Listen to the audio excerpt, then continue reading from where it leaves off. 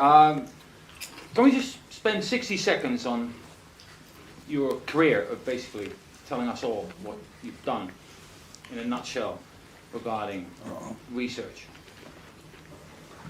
Yeah, research I started in serious research I started in 94. 95 I met John Armstrong and did work with him on the Harvey and Lee book for about 5 years. At the time I worked on it, it was not called Harvey and Lee. What was it called? It wasn't called anything. It was just called an Oswald project, I guess.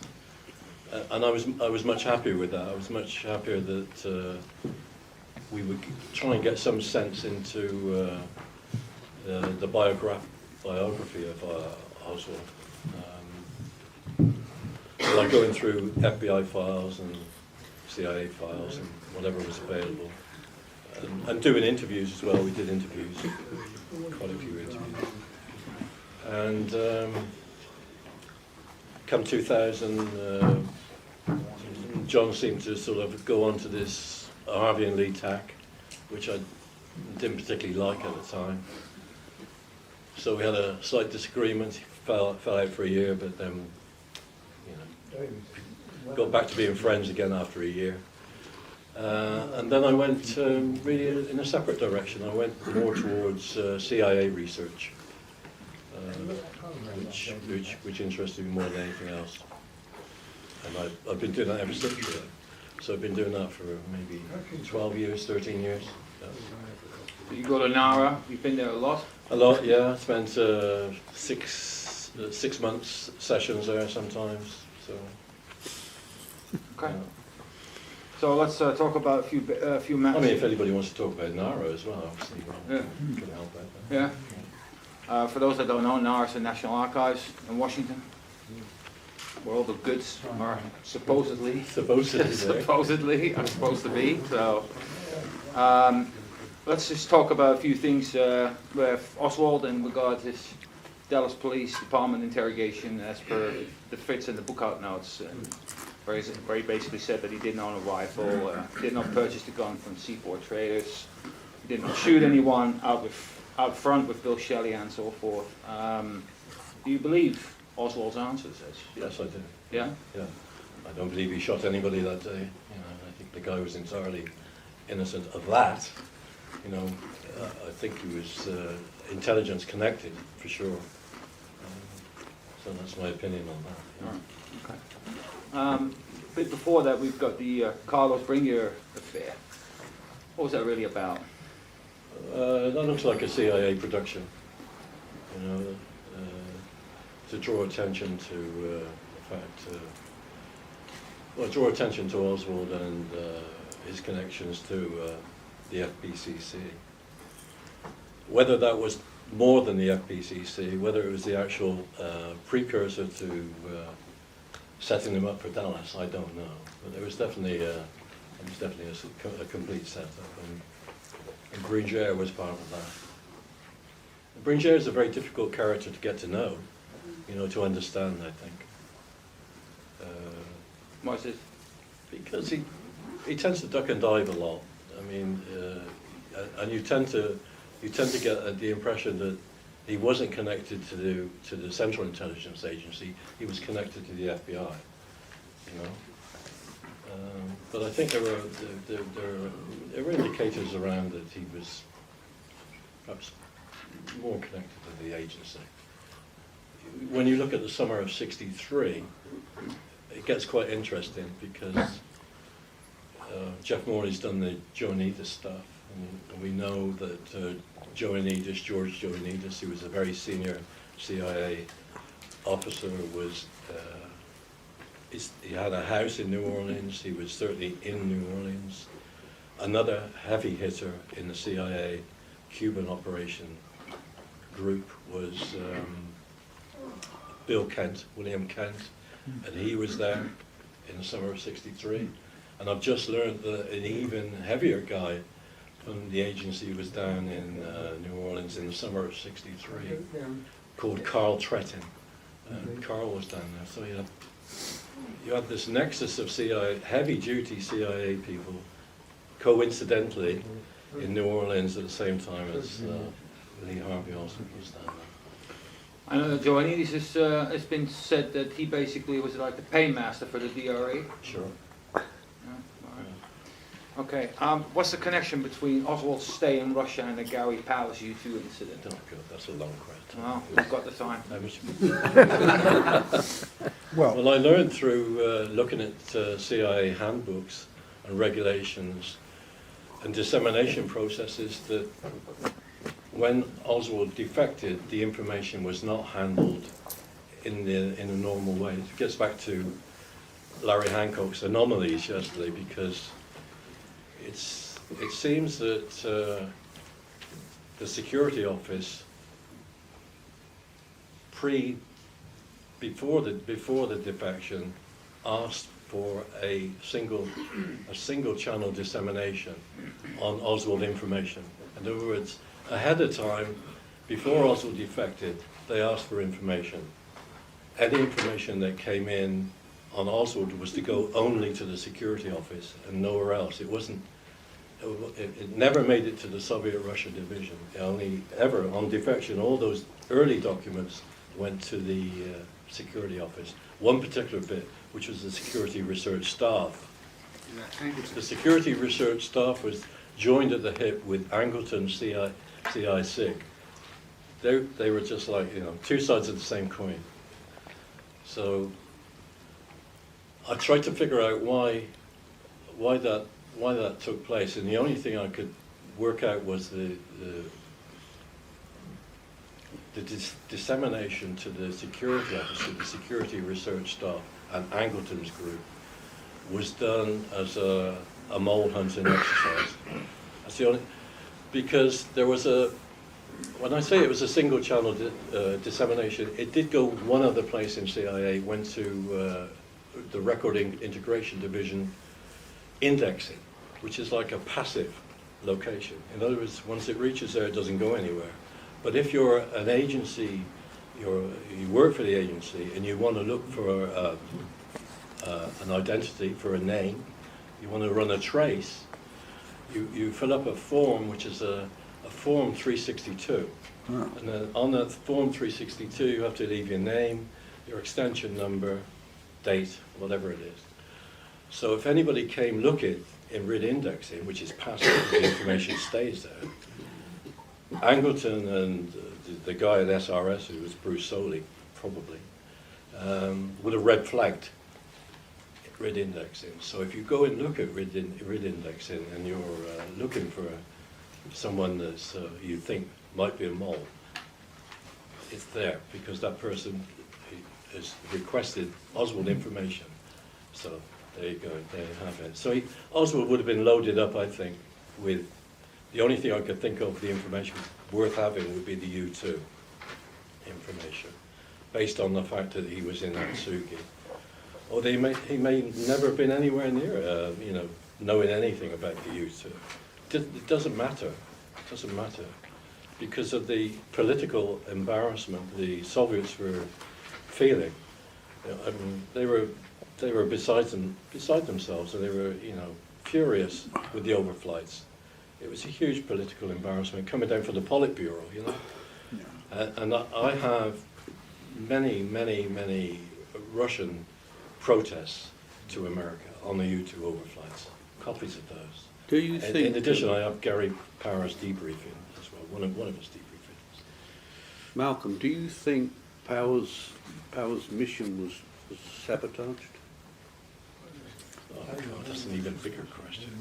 Doesn't look The idea being to sabotage the summit. Gary Jr. says no. But the outcome, he says something. The immediate outcome was. I've debated with Gary on this. But the immediate outcome was the cancelling or the sabotage of the summit meeting. Well, Dulles so testified. He said it. Well, no, he didn't. I'll get that wrong. He testified that there was a flame out. That was it. Engine malfunction. That's what he testified. In other words, it wasn't hit by a. Weren't the pilots supposed to? Drunk missile guys. Weren't the pilots supposed to Fletcher-esque. fall on their sword, so to speak, if they found themselves Take in a that suicide situation? pill. Weren't the pilots supposed to kill themselves, basically, because they Yeah, were they were supposed to supplied? have a cyanide. They was, Yeah. the pilots didn't do that. No, it didn't. No. Fletcher Prouty thinks that that's a flare out and Well, he said it was sabotage. Sabotage, yeah. That's right. For the Paris Peace Conference. yeah. Yeah. The I Russians don't claim know. that they You can developed a You missile, can speculate every way to Sunday on this. but they say they But I developed a mean, special missile that it would... is an eerie coincidence, isn't it? You know, the peace conference in Paris was going on. You know, to really screw that up. I mean, they shouldn't have been flying in operation on May Day. I think. So, it stinks, yeah. I have- But proving it is another thing, yeah. Yeah. Oh, regarding proof, was Oswald ever in Mexico, and if so, what was he trying to achieve? Yeah. You know, back in '98, I had a long discussion with John Newman at the archives. And I said to him, well, he said to me, what are you doing about Mexico City? I said, I'm doing nothing about Mexico City. And he said, why's that? I said, well, it's a swamp. It's a total swamp. And he looked at me and he said, well, it's a swamp that you have to get into. He said to me. So, but I've always tried to avoid it. You know, I have a lot of Mexico City files, and periodically people ask me about things, and I break into those files. And I think Jeff Morley was the last person I broke into for. But you know, sure, I copied the stuff and the new stuff that came out and kept up to date with it. But I'm not really. I mean, it's interesting that all the early reports seem to talk about Oswald driving.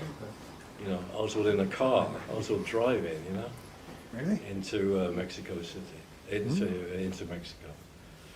You know, a lot of those early reports. The Alvarado stuff is always a very strange thing as well. There's just so many weird things in the Mexico City story. Understanding, making sense of it, I think is very difficult. Maybe that's how it's supposed to be. So the jury's still out there. Yeah, sure. I mean, there may be more to come. There may be more to come. I think there's quite a bit of still classified material in Mexico City. There's a great deal of classified material. The stuff I think would be a benefit come 2017 would be security classified testimony, for sure, because that's they've really dug their heels in on that. Specifically, the testimony of Bruce Soley and the testimony of Robert Gambino. Interestingly, both of these guys are security office guys. Gambino, I had his notes, the researcher's notes for Gambino, and that's where I was able to stick together how the dissemination process worked, because he gave it up. And the notes, we have about 5 pages of notes, and probably well over 100 pages of testimony, so there's a lot to come from the security classified testimony files. Interestingly, some things have been withdrawn. The last time I was there, which was last month, I think it was last month, it was March, I noticed that there's a document, there's a record integration division guy called Larson, whose testimony is just fantastic. It's almost 200 pages. And as a sort of like an intro into understanding how CIA moves its paper around, it's just absolutely fascinating. And that stuff, that testimony was not in the files. And it said, there was a pull slip and it said, withdrawn by another agency, which I thought was pretty strange. So you've got some things that were there that aren't there, you know, and then you've got the stuff come in. the security classified testimony that there's going to be two boxes, two big grey file boxes, and I think those are going to be, you know, I would get the magnifying glasses on those. In addition, another security office guy called John Dempsey, his church committee testimony has been denied in full forever, and that's supposed to be released next year. That's 186 pages. So, Is there anything else in that pile? Because I've seen the list and it's pretty big actually. oh, There's there's masses and masses of stuff. I mean, the difficult areas for the agency are going to be cover and corporations, proprietaries, banks, financial, the stuff where the tentacles go. I mean, that's where a difficult area for them to see that out in the open. Yeah, I mean, you can see why. I mean, if you look at the Robert Kennedy assassination, I mean, I found a document which was where they were the cover group, the central cover group, no, not central cover group, the commercial cover group, which is part of CIA, where they place people in businesses, corporations, companies. The House Select Committee had given them a name. They'd run a name, and the name was Joe Campisi. So they ran it through the system. They ran it right through CIA, and lo and behold, the commercial cover group pop up the name Joseph Campisi. But it wasn't the Joe Campisi, the mafia guy. It was a Joe Campisi that was CEO of Belova Watch. And what you discover from that document is Belova Watch is a cover company for the CIA. Well, if you think back to the Ambassador Hotel and Bobby Kennedy, whose convention was at the Ambassador Hotel? Belova Watch. I mean, this is where the tentacles go. I mean, you can drive yourself nuts thinking, you know, if you're a diehard conspiracy theorist, you could think, well, you know, Bobby Kennedy gets shot down, and there's a CIA cover company work. They got their convention that night. You know? Belova Watch. Yeah, I remember the documentary made by Shane O'Sullivan where this whole thing basically, where he thought Well, he got shot down. He got shot down because, you know, they said, oh, well, you know, it's these two guys were working for Belova Watch. Well, yeah. Who are Belova Watch? They're friendly. They're a friendly corporation. You know, you can drop people into it. I'm not saying they did, but maybe they did. I don't know. Yeah. Suspicious. What are your thoughts as to whether Angleton was running a, between quotation marks, a barium metal operation using Oswald that was used by the plotters to assist the cover-up as proposed by Peter Dale Scott? It's a possibility, you know. I wouldn't, you know, second guessing Angleton or his motives or what he was doing. I mean, it's really. I think Angleton is a really difficult area. I think he was absolutely involved in the Oswald defection for sure, because you could see that with the way the documents moved. They didn't go where they were supposed to go. They went to his shop and they went to the security research staff. So. You know. So yeah.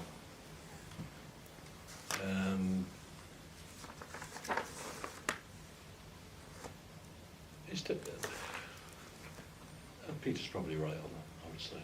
Yeah. Okay. Now, you've been to Nara quite a lot. You practically lived there. Yeah, true. So, what's the closest thing you've ever seen to a smoking gun in the existing records? Well, you know.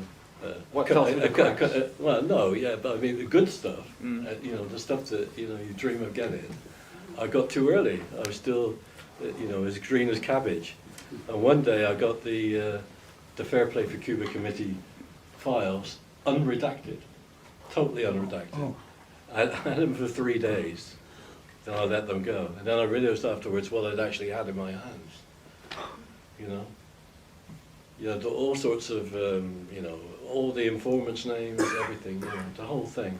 I must admit, even then, I did think it was peculiar. I couldn't see any redactions in the documents, in the files. But it just goes to show, that even organisations like NARA can make mistakes.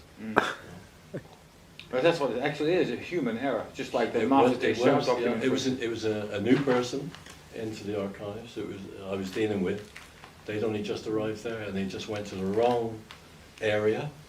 They went to the classified area, pulled out a classified car, which was the whole of the Fair Play for Cuba Committee FBI files. Yeah. 24 boxes. But you didn't copy it. I copied some of it, yeah, because I hate to say it, but one of our researchers' names was on in one of the documents as an informant, and not our British researchers. I'm talking about American researchers. So I found that at that time I found that interesting. I mean, it was something that one always suspects that the research community would be penetrated by all sorts of people, So which one is it? Bart, Yeah. number 5. Number 5. Bush. Ah, yes. George Herbert Walker Bush. Did he have any CIA associations in '63? That's a tricky question, isn't it? George Bush looks like he was working for the agency, but trying to get proof on that is very difficult, The Assassination Records Review Board put that request in to CIA, and they did their searches.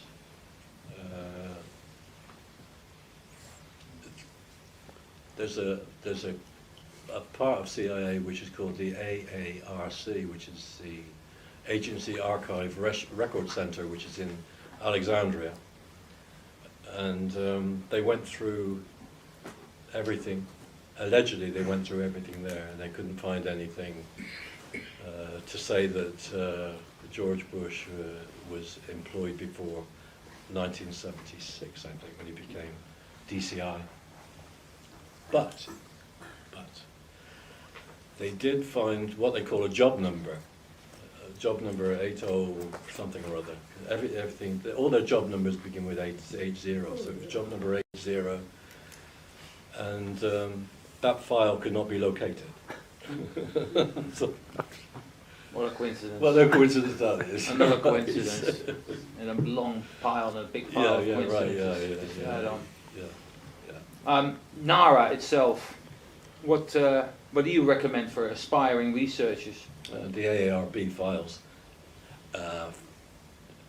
to get some sort of like sense of where to go, because they looked at everything. They looked at all the previous committees, the Warren Commission, the Church Committee, the Pike Committee, Edwards, HSCA, everything. They looked at everything, and they have all the notes there. The best files are the most productive files I've found, I think, were.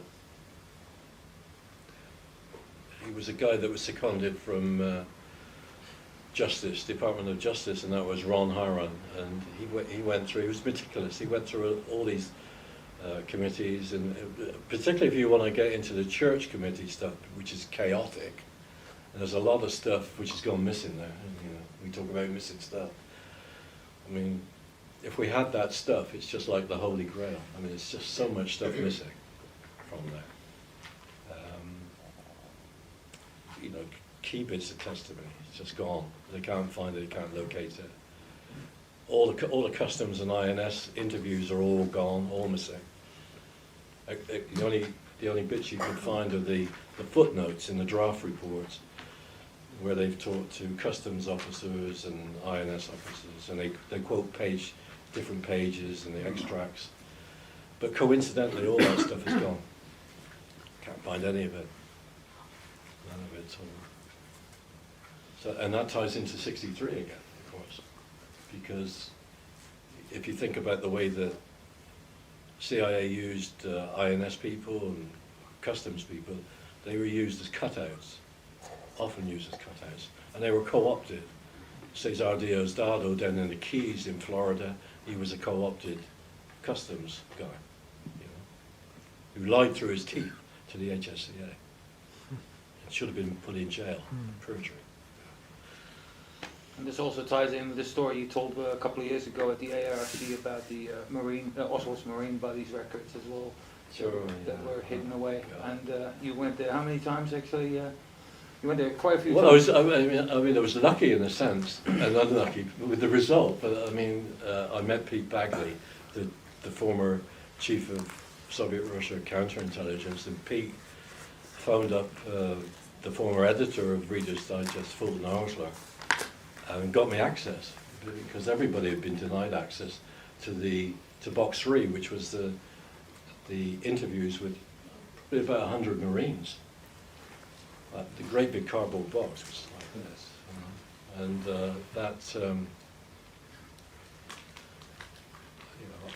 when I first tried to look at that box, I called up the Georgetown Library guy, Scott Taylor, and Scott said, "Oh yeah, come on over." So fine, I go over, and then when I got there, he said, "No, you can't see it. I've requested box 3." I said, "Well, I've come all this way. Can you not do anything?" And of course he called Fulton Arsler up, and Arsler said, no way. So it was many years later that, through this friendship with Pete Bagley, I managed to get, Pete phoned up Arsler, and then as soon as he interceded, there was no problem. I could get to see it. So. But when it came out, and we undid the box, which was all sealed up and it was dusty as hell, you could see straight away that more than half the box was empty. The stuff had gone. There were no Marine Corps interviews whatsoever. If there's no problem with Oswald in his biography and his identity, that shouldn't happen. Yeah. Exactly. It proves actually the opposite. Yeah. It shows the opposite. Yeah. And the only thing in that box was there were the Reader's Digest researchers for Epstein had gone to Belgium, and they tracked various. It was stuff to do with the Moran Shield. There was a bit of stuff in there to do with the Moran Shield in that box.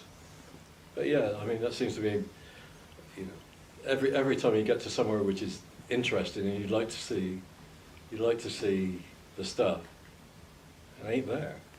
It's gone. So you now talk about 2 instances, but are there more instances like that? I'm trying to recall. Yeah, I mean the customs stuff was one instance. I don't know. Have to give me a time to think about it. Yeah, there are other instances, but yeah. Okay. Greg Parker wrote an article called "Anatomy of a Fake Defection," and everybody was forwarded that via email as such. And it was about 10 pages, and of course, especially the program called Redskin. I'm saying it wrong. Or was it red? Well, there's lots of reds. Yeah, or red. Red There's red skin skin, was the red socks, defective red program. cap. Yeah, Socks. you name it. Yeah. What can you tell us about this? Well, that was run through a component of CIA called SR-10. And SR-10 was just trying to think of the dates. In 1959, the director of, the chief of SR-10 was Paul Gardler, who's an interesting character. And then I think in 60 it was Alexander Sokolov, and then a guy called David Chapchalsi took over in 61, and he was there for a number of years. SR-10 utilized students, tourists, people, mainly students, I suppose, to go into the Soviet Union and gather human intelligence, and they were, I can't say they were trained, but they were, heavily briefed, and each one was cleared at quite a high level, right through to up to Richard Helms would have to sign off on each one of those. But what interests me was that there were more levels. I don't think Greg's got to this. There were more levels of the Redskin program. Besides the students, there were a series of, if you got your pen and paper, Yeah. there were a series of contract agents, and these were called the AE Fairways. And then it even looks as though there were CIA staff officers staff people used, which quite surprised me. There was a guy in 64 called, and he may still be alive, and you need to write his name down, called Warren Harshman. And he worked in SR6, but for some reason he was utilized in 1960 as a tour guide by the agency. He went into, and he was traveling to Minsk. So Harshman was a Redskinner. So he may still be around. Maybe you could talk to him. Somebody can talk to the guy. Let me just. Red Sox was a program which started very early on. Yeah. Or do you want to stick on? I've got here a memorandum by Richard Bishel, issued in 1959 on the 2nd of September, Yeah. titled Operations Against Soviet Targets. The operations listed were Red Cap, Red Sox, and Red Skin. Red Cap and Red Sox were conceived during Frank Wisener's watch as head of the Directorate of Plans.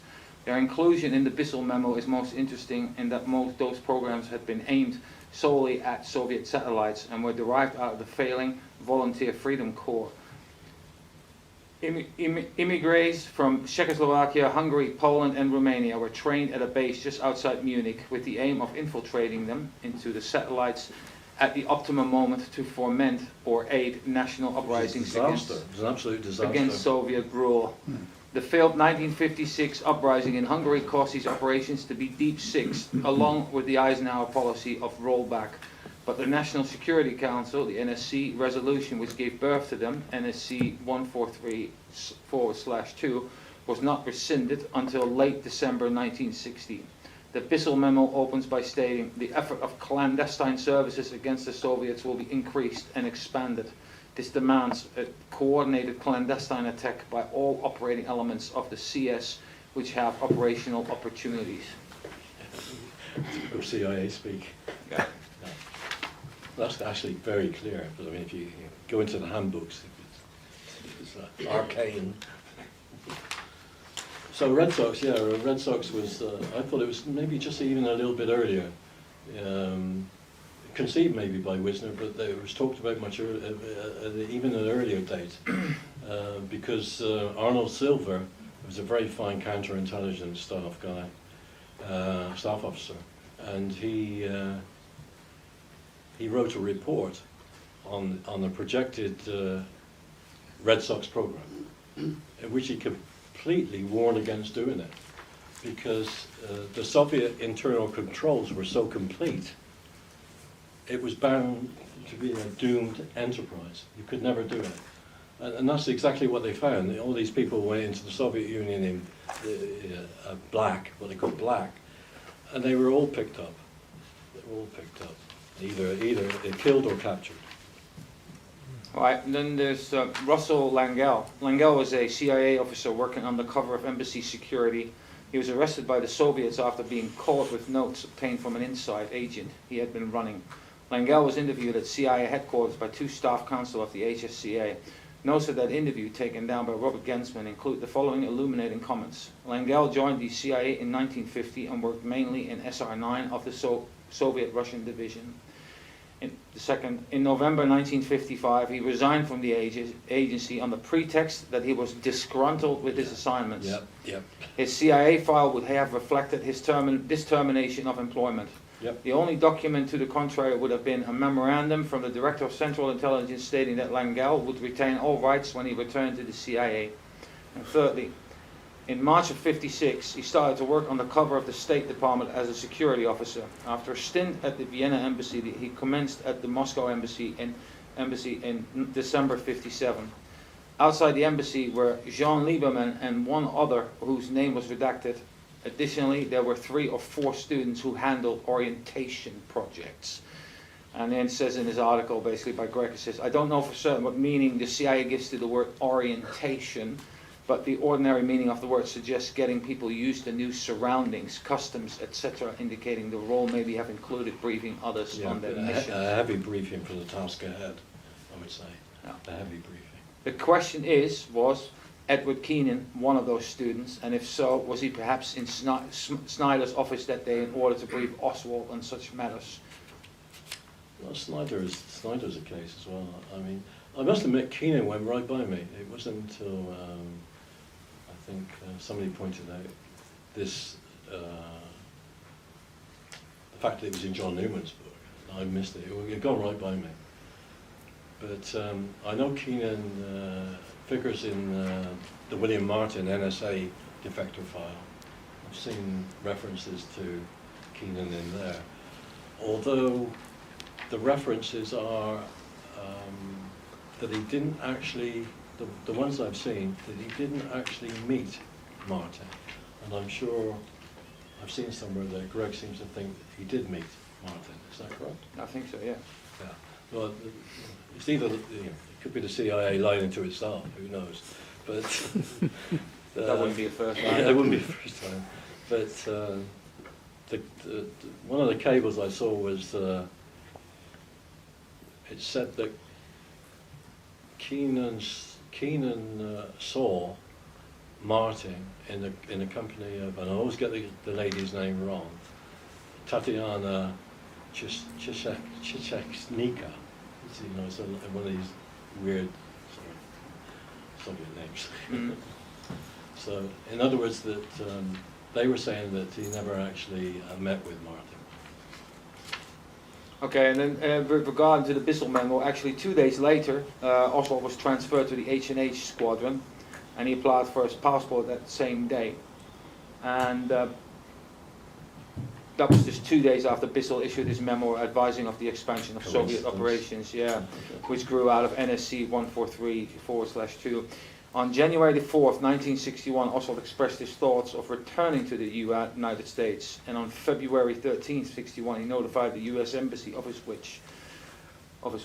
The change of heart about staying was within a mere week or so of the NSC 143/2 being countermanded, with the first steps toward actual repatriation only a few more weeks after that.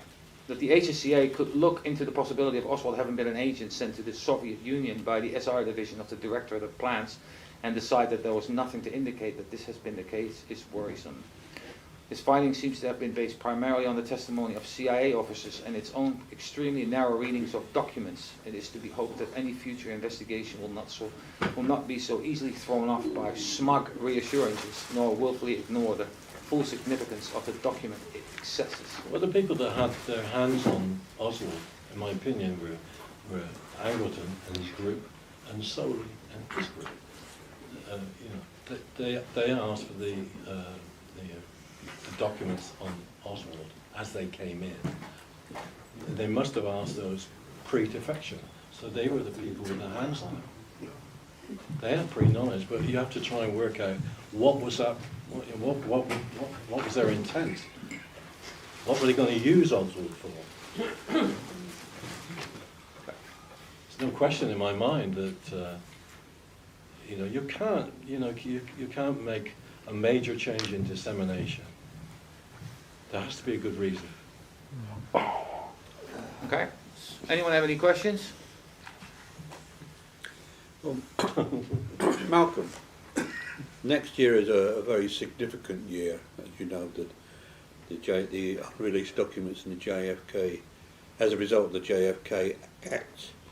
Do you have any, are you optimistic about what's going to come out, or you just think it's going to be just another, because they have an option, they've got an option where they can say, I'm optimistic, but I'm pretty certain that the CIA are going to appeal to the president, whoever that president is. Bit of luck, it might be Trump. Well, as another follow-up question, do you think, in my opinion, I could be wrong, but my opinion, President Clinton is going to be more amiable to opening this thing up? Neither do I. I haven't got too much confidence in the Clintons. So Was she tough you're not enough going to get to leadership, see? not get anybody in the leadership authority to say it's about time we sorted this thing out. Can you ever see that happening? Can you ever see the political climate occurring where that's going to happen? I think you would get it if Sanders was elected. But one point, Well, it's, I mean, what one point is that Clinton himself, Bill Clinton, has said that he believes there was a conspiracy in the Kennedy assassination. He said that when campaigning in 1992. He and Gore were both interviewed, and they were asked, did they believe that JFK had been murdered by a conspiracy? And Clinton said, well, I'll leave that to Al to answer. And Gore then said wholeheartedly that he believed that there had been a conspiracy. And at the end of it, Clinton said, oh, he speaks for me as well. So presumably he's Clinton, whether he was being honest or not, but we don't know. Words, not deeds, not words. Yes, exactly. You know. Exactly. And I always remember the interview that he did on one, I forget which one it was. Was it the 50th anniversary? It must have been the one before, the one big one before, where there was an interview that some news guy pushed a microphone in his face and said, do you believe Lee Harvey Oswald acted alone? And he just repeated back the words almost, but it was the way he repeated the words back. He said, I believe that Lee Harvey Oswald acted, great long pause, alone. In other words, the emphasis was on acted. You know, he was playing a role. So that was a pretty neat trick. Well, bear in mind that Blair used to copy Clinton, so you know we will know. Yeah. Lest we forget that Hillary Clinton, which was Hillary Rodham, got kicked off helping the HSCA for fraud and cheating, etc. I don't think that's a really good record when she started her career. Yeah, there was some follow-on too. I don't know if I can say that. We've got time. Yeah, go on. The follow-on with what Greg said. They weren't really questions. They were more like comments. The one thing was where we're going to get more information on, I think, in 2017 is the IRC and Leo Chern, whose pseudonym was, he was a CIA asset, and his pseudonym was Bruce Mastrocola. There's a lot more material to come out of the IRC, which I'm sure we're going to find interesting. The other thing was what he talked about Ferry and the Recruitment of Oswald for recruitment the of junior Oswald. CIP. That struck a chord with me because when I met Fred Reeves, that was the guy that did the post-defection investigation of Oswald in '59, the one that never happened. But Fred Reeves did that investigation, and I met him at the National Archives when he was searching for his own records without success. And we kept in touch afterwards. We corresponded and often phoned each other. And the one thing that struck me was he always wanted information on David Ferry and the New Orleans angle and the CAP. Although he was very closed-mouthed about the subject of his own investigation. The only thing I could ever get out of him was a lot of information came in from Japan. An enormous amount of information on Oswald came from Japan. Not so much within the US, the mainland US, but from Japan, which I thought that was quite interesting. But then this interest in Oswald and the CP, which went on for weeks, months, over a year, looking at anything I could get on David Ferry. That sort of like touched the nerve. I mean, was part of his investigation, or did that investigation touch on the CAP? Why would he be so interested in that bit? Just that bit. Nothing else. Just that bit.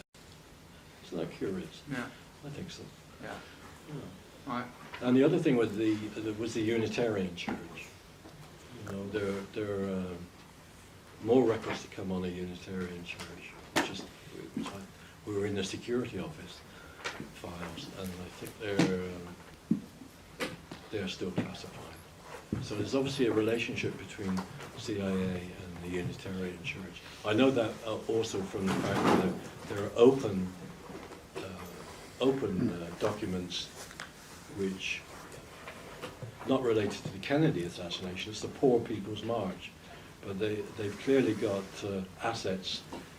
CIA have got assets inside the Unitarian Church because they're monitoring the Poor People's March going into DC in whatever year that was, 66, 67, 65? I don't know. You're better on it than I am. You're homegrown. All right. On that note, is there any other questions left? Do you think there's a smoking gun that's going to give us, Closure. you know, yeah, that's a good word. I think researchers and good researchers are going to find new stuff, and they're going to find stuff which is significant. But the media won't take a blind bit of notice, I don't think, unfortunately. They're going to be looking for something that's like, you know, that isn't there. You know. That's the problem. We make progress as researchers, but it's too controlled an environment, particularly the US media. Can't get beyond that. Okay. But I spoke to a senior person in the CIA's historical review group. Coincidentally, got transferred after she spoke to me. Another coincidence. Another coincidence. No, no, not of the Fonzie who might be dying, you know. And she said to me that some of the stuff that's there, that's supposed to be released in 2017, should never be released. She said. And then there was a pause, and then it was, and you can be sure that we will be appealing to the president. Not just on one document, on many documents. So it's going to be, I suppose that would be the news story, to see what's the CIA hiding this time. You know, they're going to be appealing, and people can say, oh, yeah. Cool. All right. Thanks very much. Okay.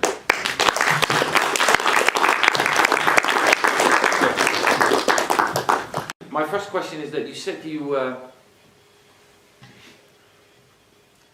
read some books which you got fed up with, as they all presented a different idea with regards to Kennedy assassination. Sure. Which books were they? Oh, that's a good question. Plausible Denial. That was, I think that was one of the first ones I read. Some of Weisberg's stuff I did get through early on. But I just remember Harry Livingston's book, High Treason. A few books, good books. And as I say, it was one of those things that you just suddenly think to yourself, I need to do something else. Yeah, that's what my next question, my follow-up question is basically, what was the spark or the trigger for you to say, like, well, I'm going to look at the documents instead? I've done this myself, basically. I got to a point where I just went, I have to read a book, read 80% of what I already know, or already heard about, to find the 10 or 20% that is actually... Yeah, and I started where really you're still working. I started in Dealey Plaza. I lived in Dallas for over a year, I managed to get I had a visa, a long-term visa there, and I had an apartment in the center of Dallas, in Commerce Street, the Manor House Apartments, which is opposite the Adolphus. Oh, wow. So my local watering hole was the Adolphus in the evening. I used to go across, and there used to be a guy playing the piano, and you could sit there and cuddle a drink all night, really. You didn't have to spend a fortune. So, From that period, what, can you remember what you discovered at the time, or what was it like? Especially as a Brit being... I was just trying to plan my way through it, you know. I went to City Hall, and there was a girl called Cindy Smolovic that was in charge of the Dallas police files there, and she was enormously helpful to me. Did a lot of copying, and it's just, you know, you meet some people that go the extra yard, the extra 5 yards or whatever, you know, and she was one of those girls. And I went through everything. Went through all that stuff, all the Dallas police stuff, all the statements, everything, all that stuff. And then I went out to, as you know, out to SMU, to De Gollier, and tried to get into the Earl Cable cabal stuff, and met with a, you know, quite an unfriendly response there, really, at SMU. They didn't want to be bothered with at all. They were trying to fend people off even back then. You know, How long ago is this? We're talking about mid-90s? 95. 95. Was that research that you did then, was that for yourself, or were you doing it with John Armstrong, for instance? No, I hadn't. I saw John's early presentations at one of the conferences, and it took me quite a while actually to sort of get enough confidence to contact him, and I did. I had a phone number, and I phoned him in Tulsa, and then he came up and he stayed at the apartment I had for a couple of days, and we sort of developed a friendship, and I ended up going to the National, as you said, the National Archives. You practically lived there as well, I practically lived there, yeah. I had an apartment there as well. So. That's probably the way to do it, because, you know, it requires an enormous amount of time just to plough through documents and actually getting them. The collection is just ginormous. People don't realise how large the Kennedy collection is at the National Archives. It is massive, massive, massive, massive. You know, I was talking to somebody the other day, and we were talking about the FBI collection there. Just for the bits that the House Select Committee looked at, there's a group of FBI files which are called the HSCA subject files. They run way over 800 grey file boxes. Over 800. And then if you go into the field office files, FBI files, you're talking thousands and thousands of boxes. You're not talking hundreds, you're talking thousands of boxes. So you're in heaven. I went through a lot of the field office files. I went through a lot of the HSCA, back in the 90s, the HSCA subject files.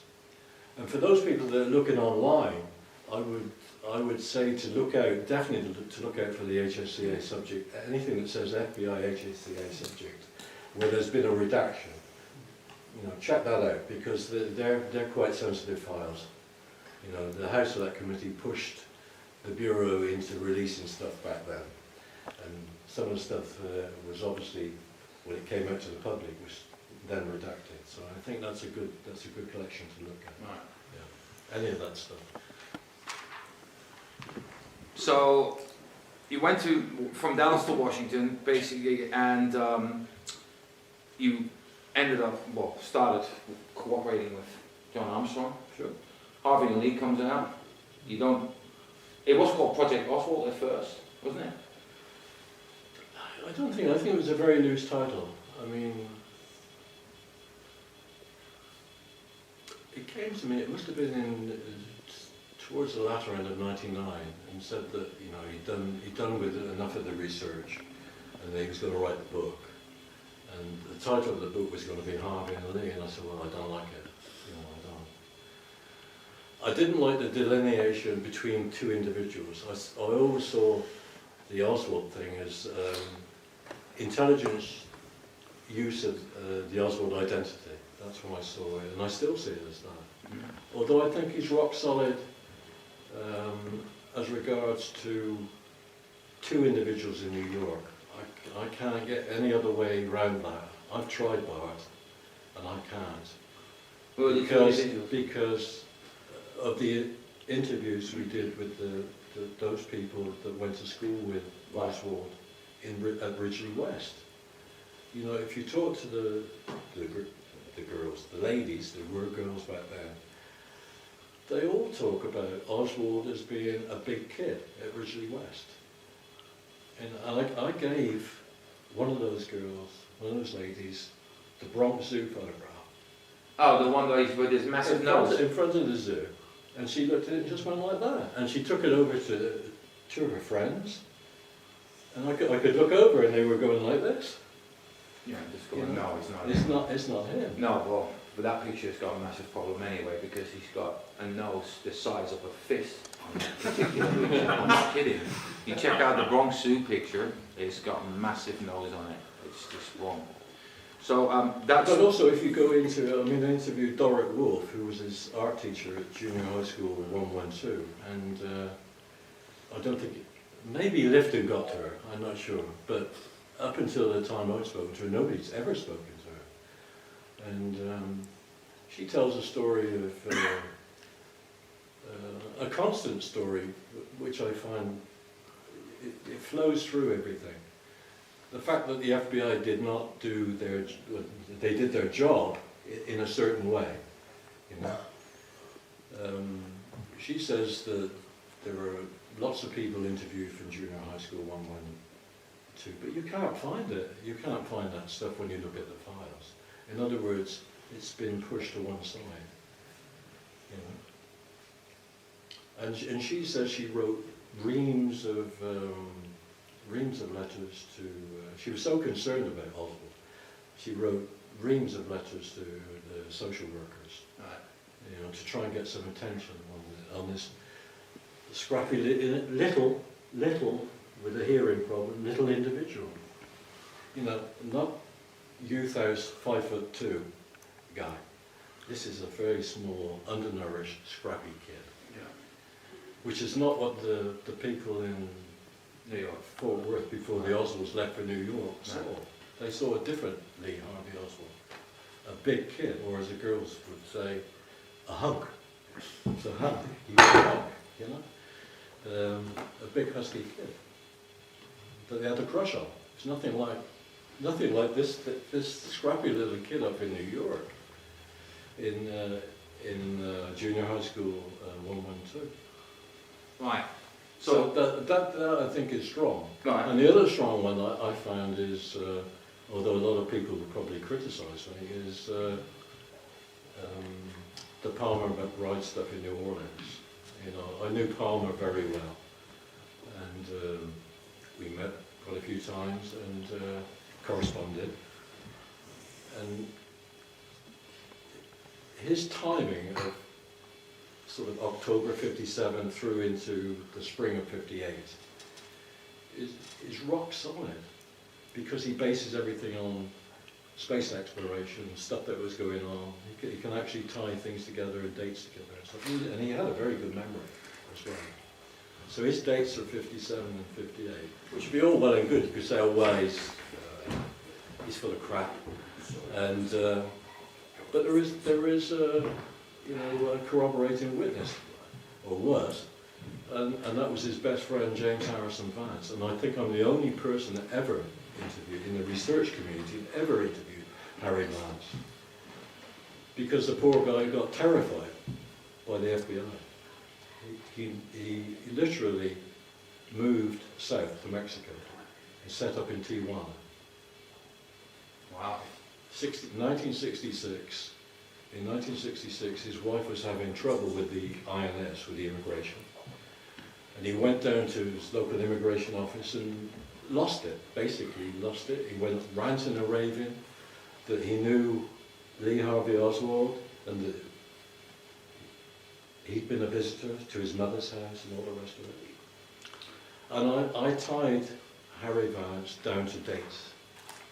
And he was unsure on the first, which was when Palmer McBride moved his parents' house. That's when Vance stood in at the Pfister's dental lab for Oswald.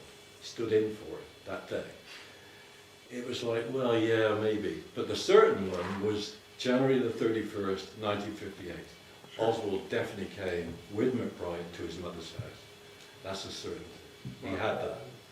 He had that. And, you know, when I talked to him about it, the guy was, this is 1997, so way after 1966, he was still terrified, absolutely terrified. He said to me on the phone, you know, they shook me up really bad. They shook me up really bad. He had no argument with the Secret Service. They came to interview Vance as well about this. He thought they were gentlemen, but the FBI, boy, they gave him hell. They gave him absolute hell. Terrified. Terrified. That's a really good story. He died the following year, in July 98. He was teaching at a girls' school in Tijuana. Right. So, Quite a thing. he gave up in '66. He gave up a good job at NASA, Monsieur. He was a very good physicist. Very good physicist. And he worked on a space program. Well, I'm on the internet a lot, and I frequent forums. Education forum is one of them. Deep Politics I used to be a member of. But on the education forum there's a lot of Harvey and Lee talk, so to speak. Right? I'm not into that. Well, I'm not either. I don't really respond to much of it. His teeth are being brought up. I think the book, you know, I say to our friend Alan Dale, you know, it's a case of throwing the baby out with the bathwater. There's a lot of good stuff in There is. in that book, Yeah. including The rifle. the rifle and Mexico City. He did a good job in Mexico City, and he's done a lot of other good work. The Ziegler sisters. I mean, he flew to John flew to South America to interview, to Buenos Aires, to interview the Ziegler sisters. He went to Switzerland and researched the hell out of the Albert Schweitzer stuff. And he did a lot of great work, you know. But we disagreed. Well, you know the story. We didn't speak for a year. But, you know, we made it up. We talked. Yeah, how'd you get back together? How did that happen? Well, the book by then had been published in Dallas. It was when the conferences were coming around. And we just, you know, Picked up. just picked up. Yeah. Good. Yeah. Right, I want to talk to But, you. I mean, he's got strong opinions, you know. Don't we all? Yeah. He's not easily swayed, you know. He's convinced of his thesis, and that's it. But, you know, No. I'm not. But you know, I did most of the document. Well, I didn't most of it.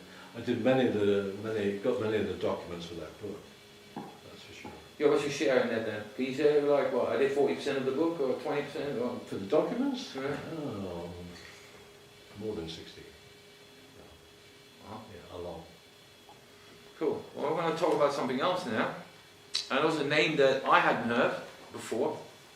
Shows how diligent I am. Alan brought it up, and then I started looking into it, and there's very little about this person, but yet you seem to know a little bit. And the person that we're talking about is Betsy Wolfe, Oh yeah. HSEA investigator. How do I see Betsy Wolfe in relation to, say, Gaten Fonzie? She was a different type. She worked on different stuff. You know, she was working on the stuff I'm interested in, really, which is like agency systems, organisation, and stuff like that. And she looked at a lot of the officer security stuff, which I'm interested in, and stuff like that. I mean, she worked on a lot of different aspects to Gaten. Gaten was more a person. Investigator. He did more individuals, Right. where she was more into the organisational stuff. But important nonetheless, because it's where I got the push for the the subverted dissemination of Subverted dissemination. the dissemination of the Oswald information that came into the CIA, which instead of going where it should have gone to the Soviet division, it got hijacked and sent to the security research staff of the Office of Security, who were very, very, very close to Angleton's group. CI6. So, but I mean, that was a way of doing things, you see, because that avoided the opening of a 201, which is that. That's also his 201 sheet. That's his front line. So, because the office of security doesn't open 201s, it has its own filing system. Right. It kept Oswald out of the normal loop. You know? There was no the security office was never known to open 201s. It only opened its own.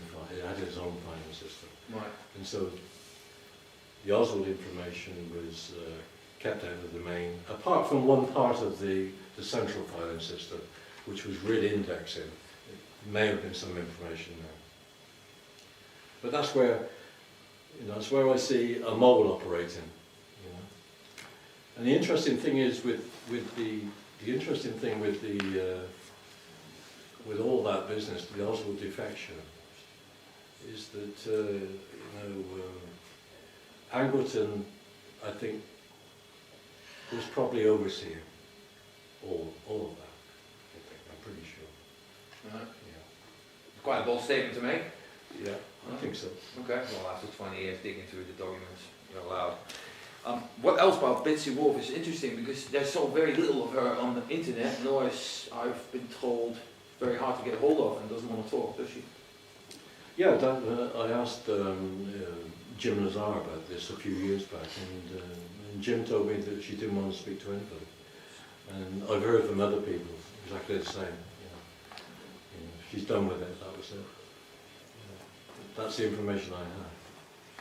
But she did great work. Well, obviously. But there were a few good investigations, a few good HSC investigators. There were some good ones. They really tried their best. Of course, Blakey diverted a lot of people. Diverted them to the mafia side of it, things. Tried to, and didn't put enough emphasis on CIA. They got a pass from Blakey, I think. So, let's talk about Oswald security files. Is that part of it? No, that's a 201 file. Right. So what are the security files? Security files are NARA. Right. Also security files are NARA.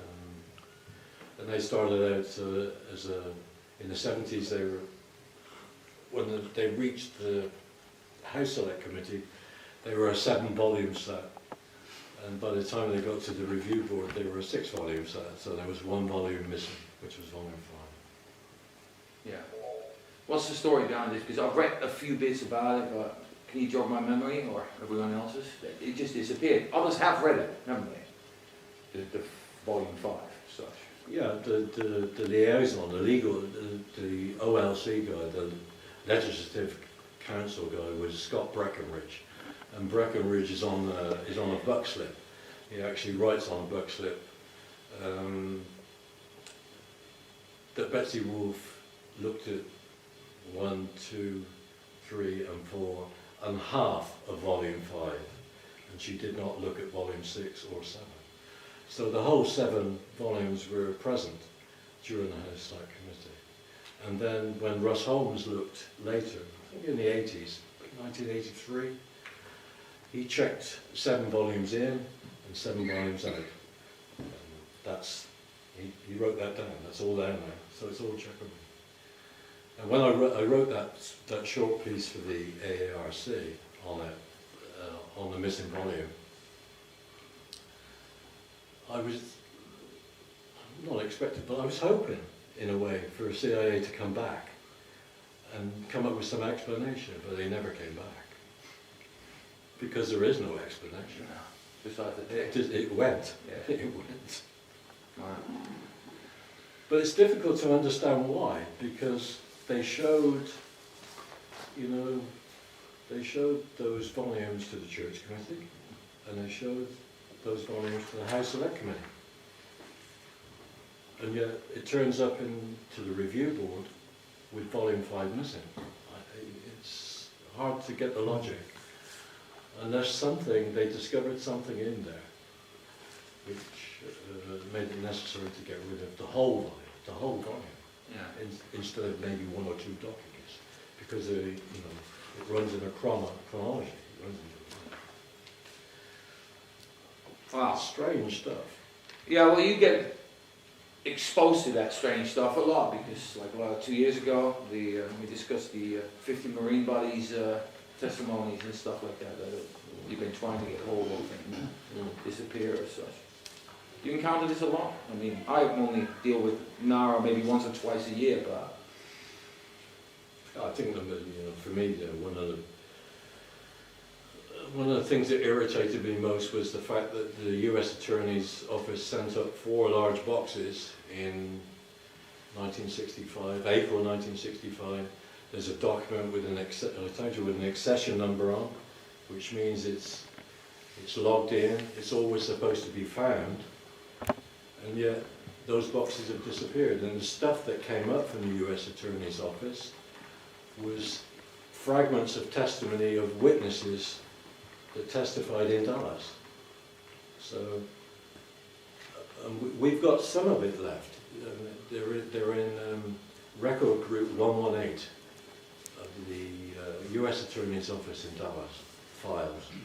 So, and when you look in there, there's fragments of Ruth Payne's, some of the stuff that's been excluded from Ruth Payne's interview testimony, and other people. I can't remember exactly. I think some of the White Russians, George Bouvet's stuff is in there, a few pages. And it's a sad thing when you get boxes of stuff sent up. By some miracle it survived Dallas, came up to the National Archives, and now you can't find it. And they can't find it, and Mike would know this, even though they've got an accession number, they still can't find it. I mean, that's the Holy Grail. They can't find it. yeah, I would have loved to see all that testimony, especially the stuff from Dallas, what is being said as such. Well, I told you earlier as well, we tried to get hold of Roy Truly's deleted testimony. That's how it was published at the NARA website. All of a sudden, we were going through audio recordings, me and Dennis Morissette, and all of a sudden he said, look at this. And it said Roy Truly's deleted testimony. I thought, cool, let's go and get this. We had a lot of trouble with NARA trying to get it. They wouldn't do it. And Dennis Morissette tried a year later, which was late last year, about September, I think. He paid about almost $100 for it. And in the end, we got some guy basically reciting Roy Truly's testimony as such. And he went through really rapidly as such. And it's about, I don't know, half an hour tape or so. And I think he put it online on YouTube as well. And you basically hear this guy just reciting it. That is Roy Truly's deleted testimony. Same with the polygraph of Frazier. I got the same thing. We thought we had the files, blah, blah, blah, and I got 30 pages back. And all of this is basically agencies talking to each other, trying to find the so-called polygraph, whereas the DPD just goes, no, we send it up to Washington, we send everything up, and so forth, blah, blah, blah. Well, there's so many things that have upset me over the years, but I think the worst thing was actually tracking down Gaten Ponzi's tape with Mitch Werble, from 1977, I think. It's 1977. And get into the National Archives and finding that there was a reference copy available that you could actually listen to. And then when you go there, they say, oh no, we can't find it. You can't find it. So every year I would go back and keep asking the same question. And then I would write to him. I'd write to the guy that runs motion picture and audio, Mark Meader. Any sign of it? Can't find it. No, go away. I think you're not going to find it. In 2012, I think it was, or 2013, I go to the shelves in the audio department at the National Archives, and there's the discs, the Mitch Werble discs. So I'm very excited, and I push them on to listen to them, and all there is white noise. White noise, and more white noise. 4.5 hours of white noise. Well, that's not accidental. No, magnetized. That's not accidental. Yeah. No. That's a suppression. And we know, I mean, they tried to explain it to me. I had letters, emails, and they say, oh, well, it's, you know, it could have been Gaten Fonzie not doing his taping properly, blah, blah, blah, blah, blah. But there's a tape counter, a 7-page tape counter. So you get fragments of it, you know, little headlines of the verbal conversation with Gaten Fonzie. 7 pages of it. So Detail. those, 7 pages of detail. So, you know, those tapes were operational. You could actually listen to those tapes. Somebody, somewhere, has white noised those tapes. Now, where did that happen? Did it happen at NARA? Or did they send it back to CIA, who were horrified at what Werbel was blabbing on about? You know, because he was soused that day, and he talked a lot about CIA proprietary companies. I know that. You know, stuff he should never have talked about, he talked about. You know, too many whiskies. Speaking of which, you just mentioned that CIA proprietary companies. In our chats last year and the year before, the one that we did, you basically said that, if I remember this correctly, the information that's supposed to come out and so forth in the documents from last year, July till now, this week, that these documents would actually give the game away with regards to these so-called companies. Remember? Yeah, what I think is it's an area where they could still be kicked along the road by Trump. I'm not sure. I mean, from what I understand, is some stuff is still being withheld until 2021. So, and I'm sure that's got a lot to do with companies, corporations, proprietaries, you name it, because the tentacles go so far and so wide, and into so many different areas. Have you gone through the stuff that's been released since? No, I No? haven't. Oh, No. I have. I've got people looking. I have. Well, I thought it was a lot of rubbish. There's so much rubbish around. I mean, for me, for my subject matter as such, a lot is hidden. I mean, there's a lot on what I read through. I didn't really look through the CIA files because my interest isn't really there, but the FBI files. Well, everybody should look out for Below Watch. You know. Oh yeah, You yeah. know, Below Watch Watch. company, You yeah. know, at the Robert Kennedy Yeah. thing. Yeah. You know, at the Ambassador Hotel. Ambassador That's Hotel. where they were, 35. and they're a cover company. So anything to do with Below Watch, we should be looking for. You know? No. Definitely. be I looking just for Below researched Watch. Belover, Yeah. because I did 59 and that's when Belover was in Moscow. Interesting. And then, you know, and some of these cover companies that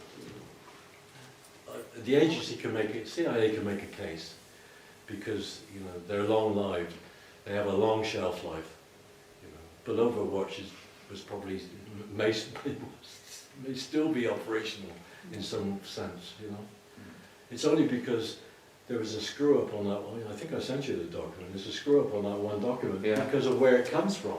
It comes from the commercial cover division. It says at the top, CCD. So, you know.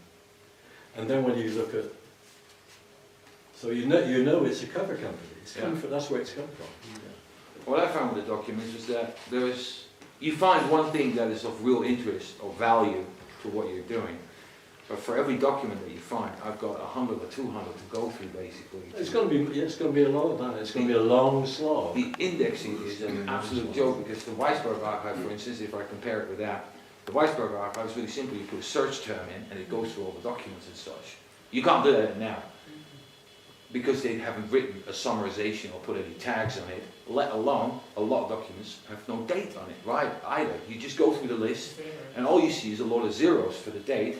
You don't see anything. You might see like it comes from the director or deputy director, and then there's nothing. So you have to open the document, actually read the whole document basically to find that. And I'm thinking, what have you not been doing for the last 25 years in the archives for putting this together so shoddily? Because if someone like the Weisberg archive can put the search system together where every document is basically being picked up with the words and so forth, why the heck didn't they do that at NARA as such? Yeah, good question. So, let's talk about this document. This one, yeah, Yeah. pass it around. Yeah. This is this is out of Oswald's 201 file. This is you get this as normally as a very washed out sort of photocopy, and that's his cover sheet. But underneath is the clip. That's which the is like juice. some yellow tissue paper, which is clipped to this. And basically what it tells us is Soviet Russia counterintelligence did not have the Oswald information in '59. Oh, right. So that it confirms the fact that they were cut out of the original dissemination. And you have to ask yourself, why were they cut out of the original dissemination? You know? Why were they cut out of the original dissemination? Because I think the Oswald thing was a moral hunt. That's what I think. Yeah? Yeah, I'm pretty sure. There's no other reason. There's no other reason, you know. That dissemination took a right turn to the security office. That bit which was connected to Angleton's SIG.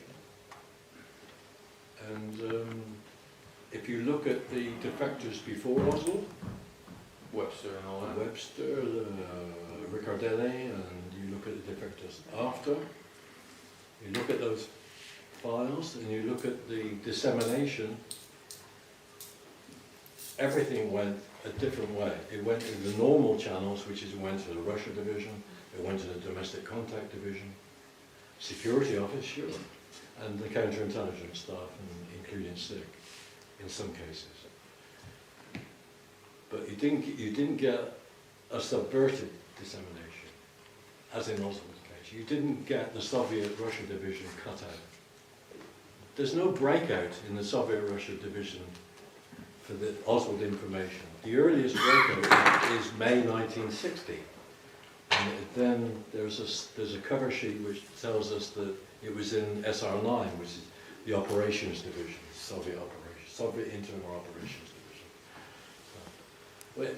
When you talk about some of these divisions or these branches, there were only 10 people in the Soviet Russia operational branch, just 10 people, that's all. They're quite small, some of them are quite small. And Soviet Russia counterintelligence was about 25. The biggest one was SR10, which is the illegal travellers program. There was probably about 100 people in that one. It was a much bigger operation. From the documents that were released last year, one thing came forward, or actually confirmed it, is that Oswald was actually monitored by the CIA pretty heavily, isn't it? I mean, over the years, this document shows. Oh God. Yeah? I mean, the level, what's the level of actually like watching Oswald? And especially in '63, what do you know about that? I mean, I only know that they definitely had a deep interest in Oswald. You know. And if you look at that dissemination, that's understandable. They would have to have a deep or deeper interest in Oswald.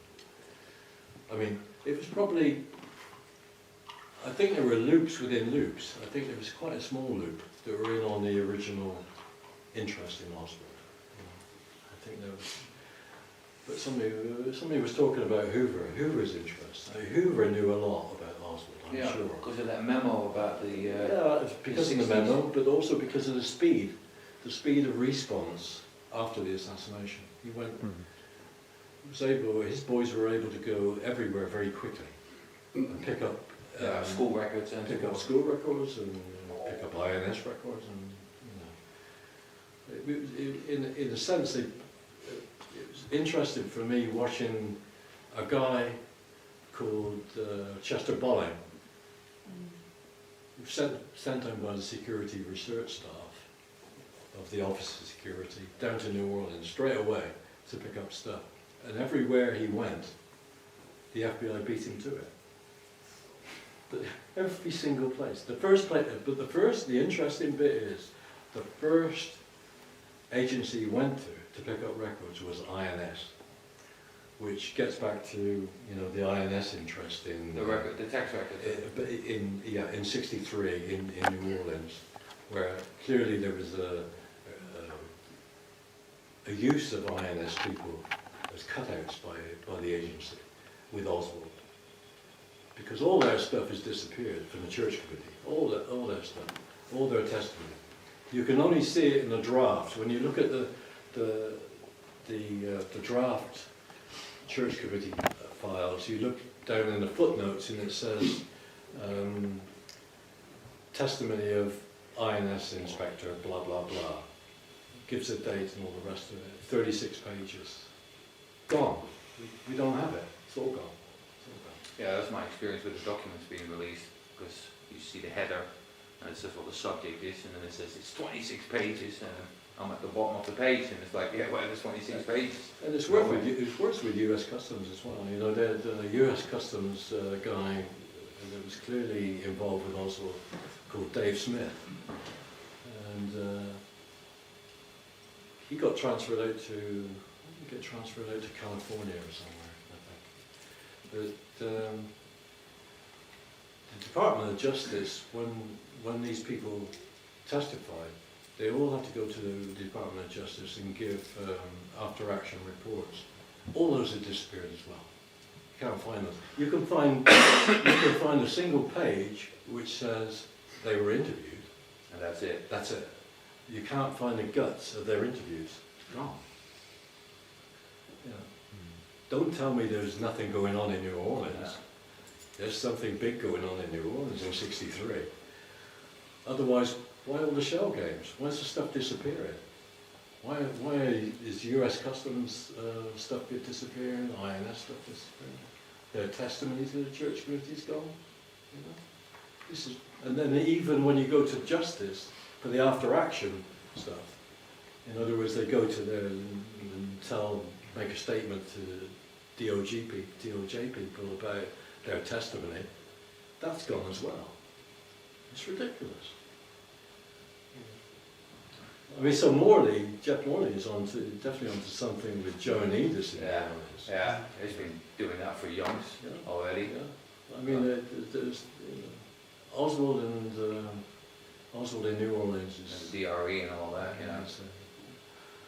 Yeah, the DRE thing, you asked me about, was Bringer a paymaster? Yeah. And I was answering a different question. But I don't think he was a paymaster for Right. the DRE, but I think he was definitely a CIA connected guy.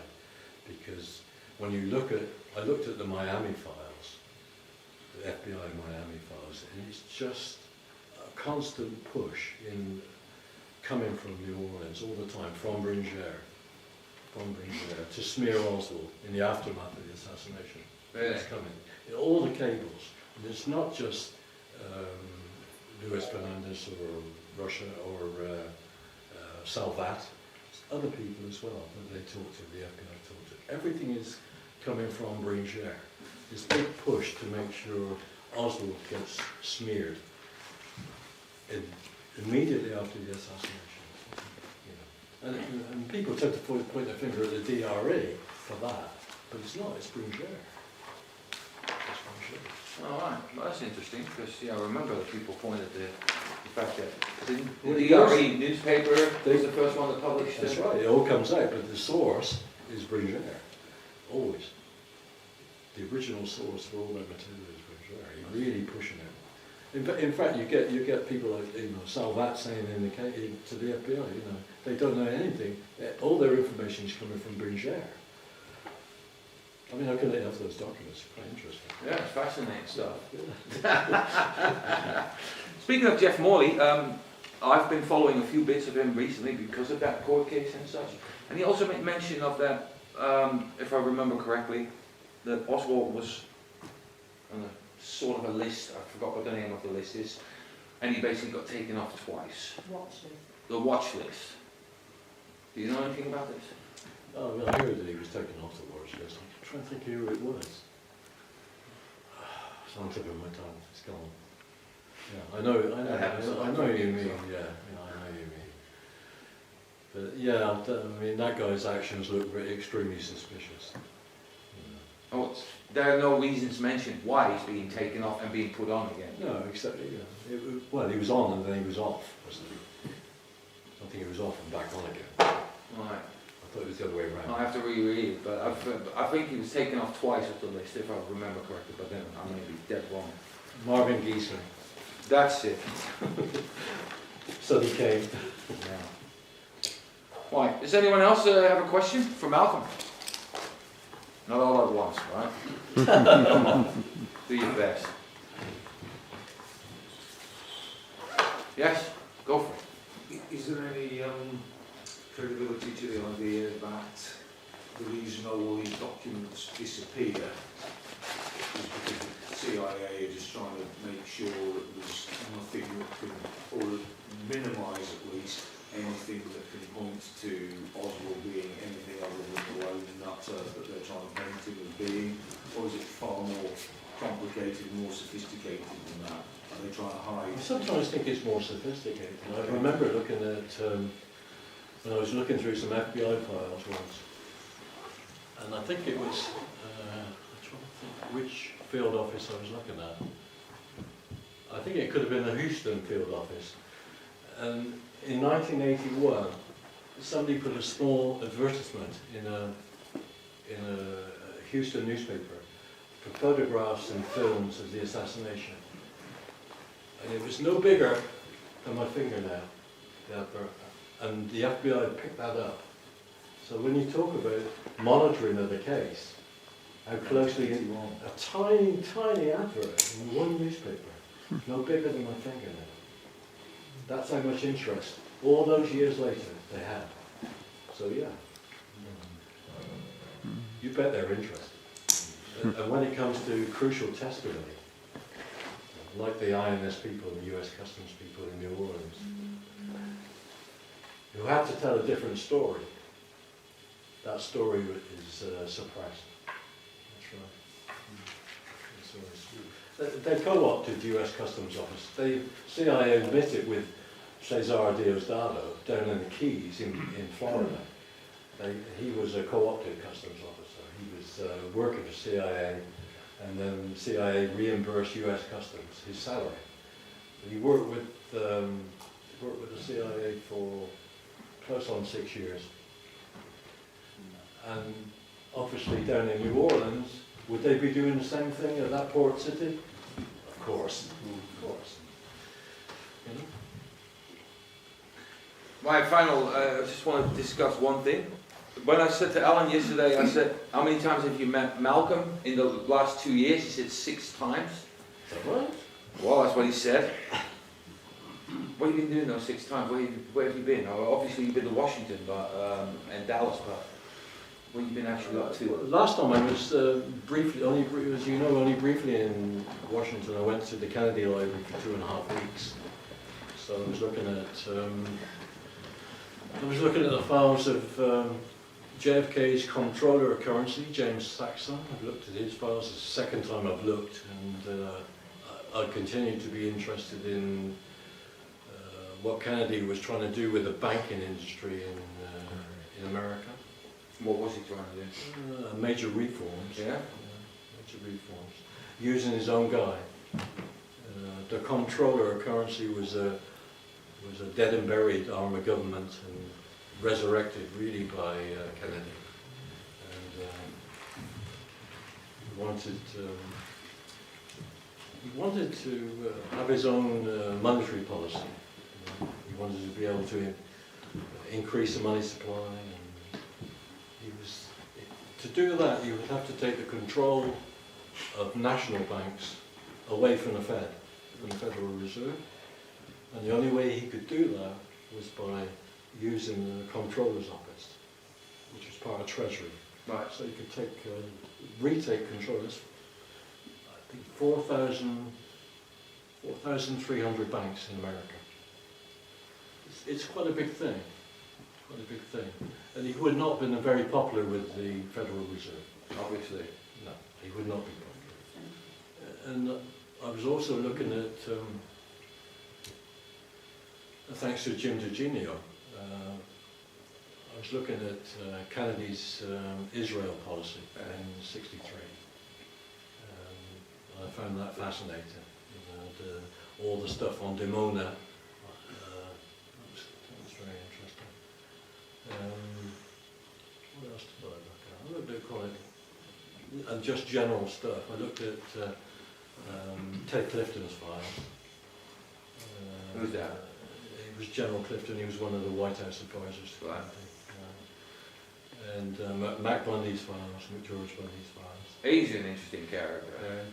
But he gets the rap for quite a few things. I mean, I remember the first thing I read about it was 20 years ago. I sort of changed Yeah. when I looked at what he was doing and how close he was to Kennedy. Because he apparently made the phone call that there were no airstrikes to be done on Cuba. That's a I credit. read that too. Yeah, he got the credit for that basically. That he was the one I read responsible. that. I read that. But you know, when you see his day-to-day working with JFK, it's absolutely fascinating. And when you see how voracious Kennedy was, I mean, he was a voracious reader, you know, and every weekend, Mac Bundy would give him a reading list, reading list of not only of books, of articles, and then of stuff that Kennedy should read. It was like pages. JFK was absolutely an amazing guy. Absolutely, he was permanently inquisitive. He wanted to know everything, you know. He really did. He was just, I mean, what a president we lost, really. When you go through those files, it's an education. It really is. If you get a chance to go to the Kennedy Library, just go. You can hook out any files. I would look out the Mac Bundy files for a great sense of how JFK operated. Great files. Can you not do that online? April 2019, I'm Bart Kamp, I'm talking here with Malcolm Blunt, and what we're going to do is we're going to talk about Malcolm's archive from the mid to the late 90s. Reason being is that I was given access to it and managed to copy over a few thousand pages, mostly talking about Dallas Police, FBI, on the Dallas Police, the evidence, Oswald of course, Texas School Book Depository. These are all matters that interest me most, and although we know that Malcolm these days is doing deep CIA research, but I thought, you know what, let's dig into the past, and of course it's not going to be easy to talk about things from 25 years ago, but why don't we talk about the very first beginning, because I remember that I think a couple of years ago when I did a talk with you, I asked you why you went into this whole document search thing, that you said, like, I've read a bunch of books and each book had a different opinion. Yep. And you wanted to know what the documents actually said, so you could actually follow your own trail than basically being let down a trail by various authors. So if I'm guessing correctly, you went to Dallas first. Sure. Right, so describe for me your first trip. Was it your first trip to the States, JFK related? No, because I'd gone to the 93 ASK conference, Right. and that was the 30th anniversary. Closer to the... The 30th anniversary conference. And I'd done that very much at the last minute. I think it was, I'd seen a couple of reports on the TV and in the media. It was quite a big event, and the 30th anniversary I think was a really big event for the Kennedy assassination. There was a lot of press coverage in the UK and in the States. So I decided to go over there and just take a look, and it was an interesting experience. You got to meet authors and all sorts of witnesses and all sorts of people. I think I remember saying to you, I met Rusty Livingston and his book, and discussed his book with him, which was First Day Evidence, I think. Quite a few other people were around then. Ed Butler, who was active in New Orleans and was in charge of Inca, which was this pro-Cuban organisation funded by the agency, funded by CIA. And he was giving away copies of Cell Portrait in Red, his conversations with, the New Orleans conversations with Lee Harvey Oswald. And signed them. Queued up with other people and picked up one of those copies. And then, you get, as I said to Bart, you get to look at the books, and you go from one book to another book, and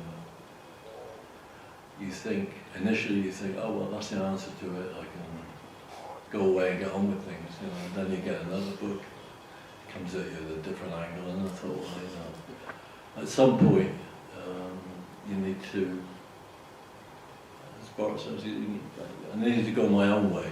So we decided to go to Dallas. I was interested in US history, so I did some modules of history at the Dallas Municipal College, and later transferred to the University of Texas at Arlington.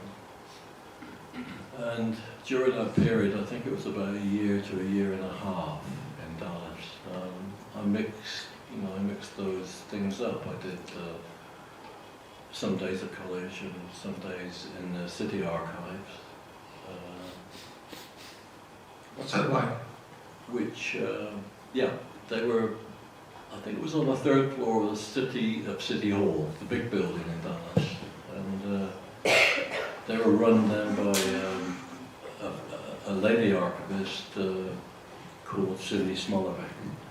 And I think really she was one of the best people I've ever met, as far as helping in trying to get things sorted out, and just a real treasure, getting copies of things and pointing me in the right direction. It was exactly what you expect from a really good archivist.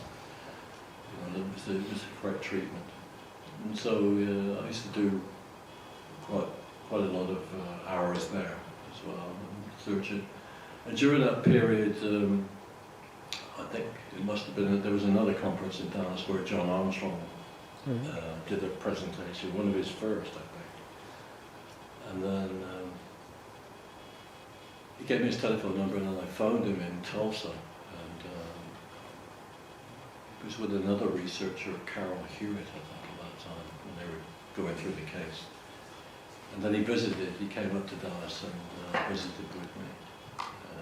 I was staying in the Manor House apartments in Dallas, if anybody knows that. That's almost opposite the Adolphus Hotel. So it's just down the road on Commerce. And I was on the 18th floor, apartment 1801. Just in case. 1801. So, we shot through some of the documents, and I said, well, it seems to me that I've almost finished up with the Dallas police files.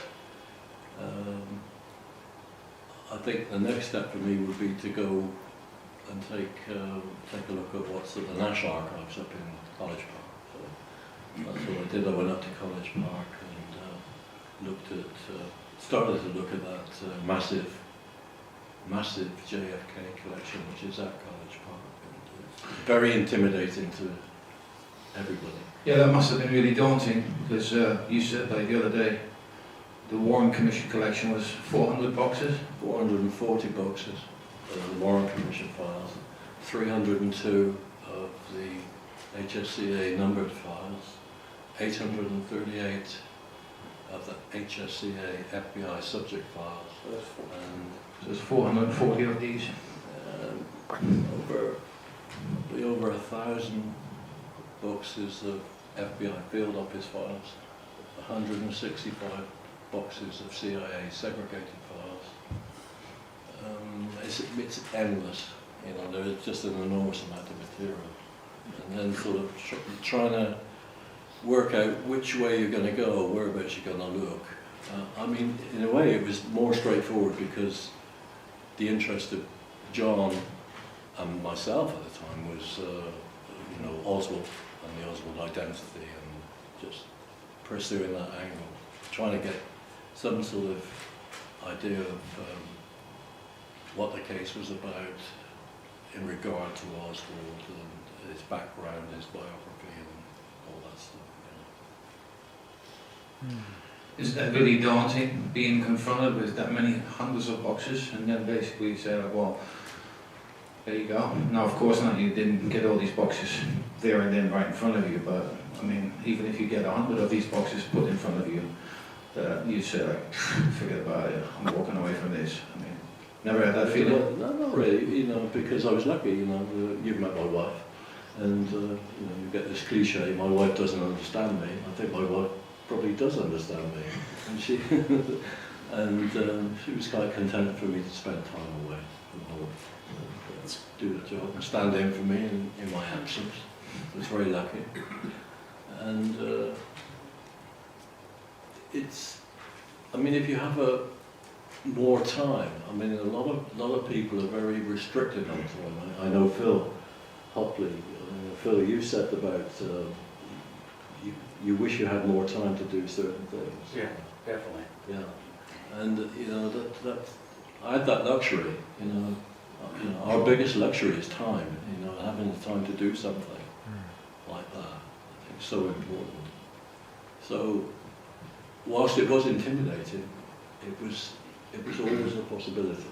You know, it's always a possibility that I could get further than most people in that collection.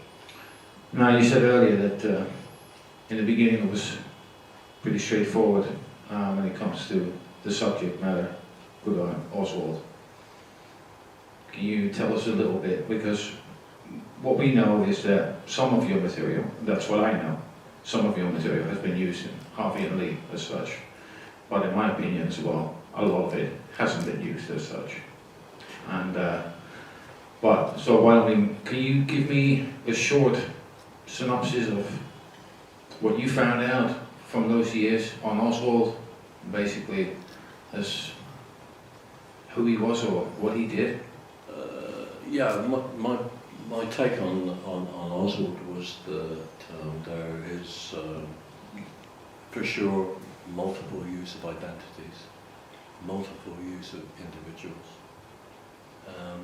I never bought in really to John's idea of Harvey and Lee, and when he told me a year before the book came out that it was going to be Harvey and Lee, I said, well, I'm not on board for that, because as far as I can see, it's a multi-layer cake. You know, it's an intelligence operation. I mean, he may well be right. There may well be two individuals running around called Harvey and Lee at some stage. But I'm more comfortable with the intelligence use of the identity. I think that's where I'm on board. Although in New York City, I think I've said this to you, you can clearly, there is a delineation between the two authors there, because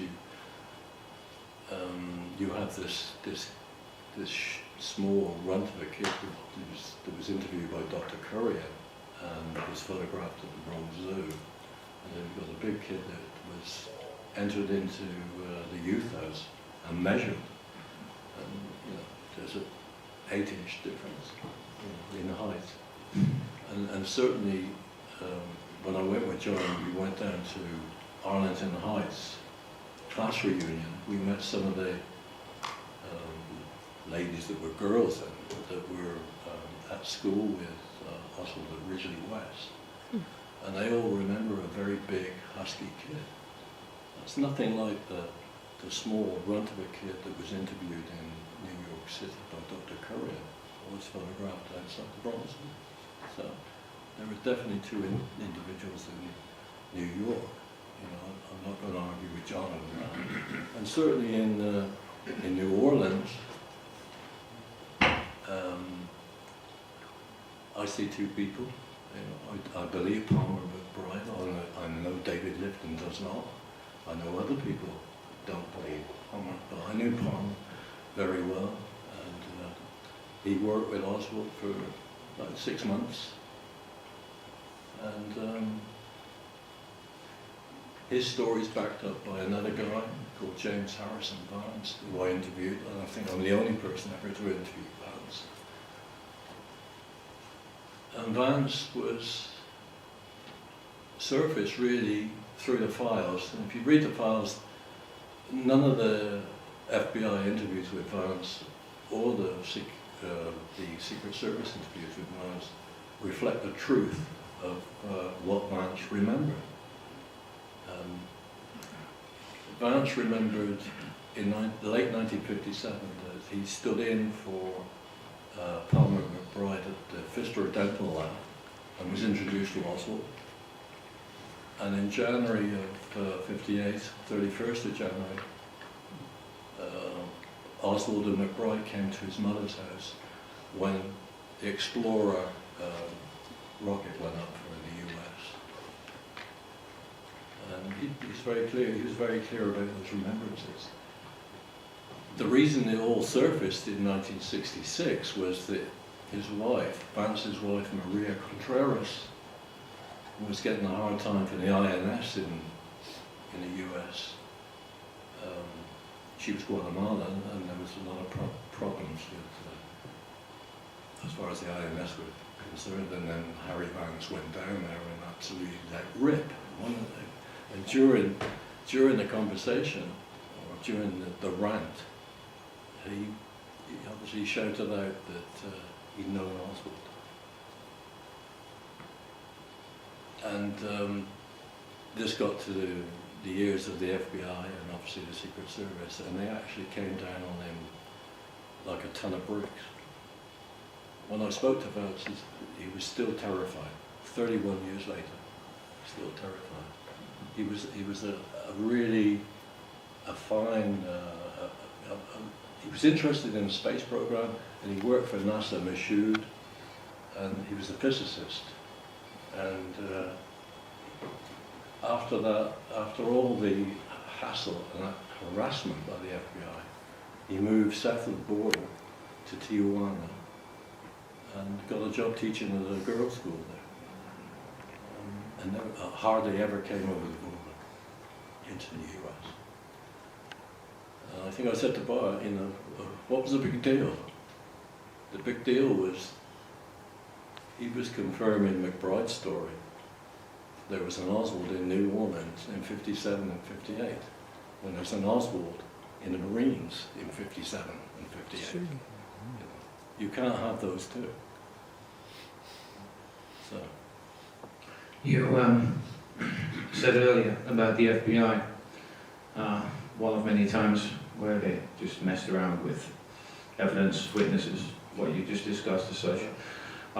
Of the material that I went through, one of the biggest examples of messing around with the evidence is, of course, the Recordec film that was taken with the Dallas police as such. You wrote an article about this 20 years ago. It's about 6-7 pages.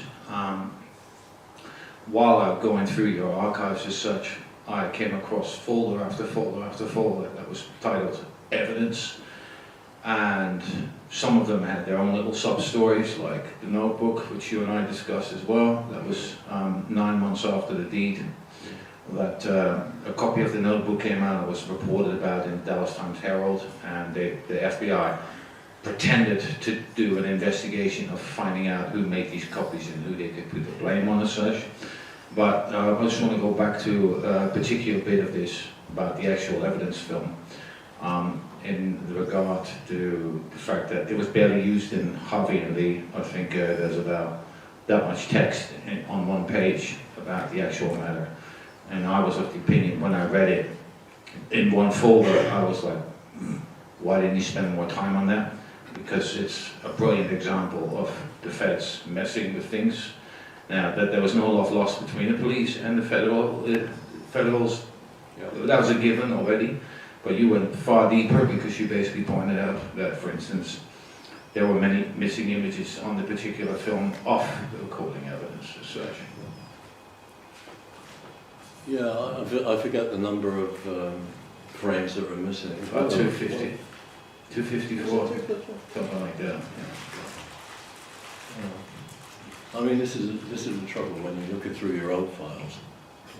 Like he's pushed me into reacquainting myself with this stuff, you know. And it's years since I've looked at some of this material. And yeah, it was quite interesting looking through some of the old Armstrong files. Yeah. Some of the dialogue in there was interesting. I hadn't really looked at that for years. So that was quite interesting. But I mean, yeah, the evidence film is a story yet to be told, I think. Yeah, because in a nutshell, it's basically it's because of Bill Alexander. Because when the FBI said we want all the material, Bill Alexander says we're going to record it first before we give it to the feds.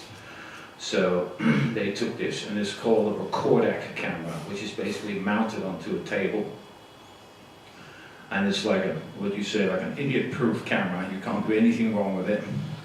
Let's just put a piece of evidence underneath and press the button, and it releases the shutter, and it records, and it transports the film to the next frame. It's impossible to go wrong. Yeah, and yet the FBI managed to basically come back with a sack full of empty frames, basically.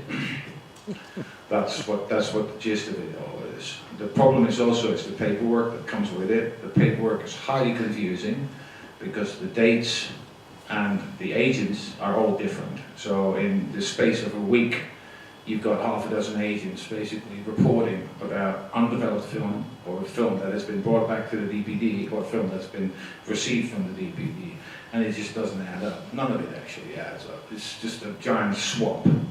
But it shows a great deal about what the feds actually did with regards how they treated the evidence and how they brought it back as such. Well, I think the difficulty was really that they had the evidence early.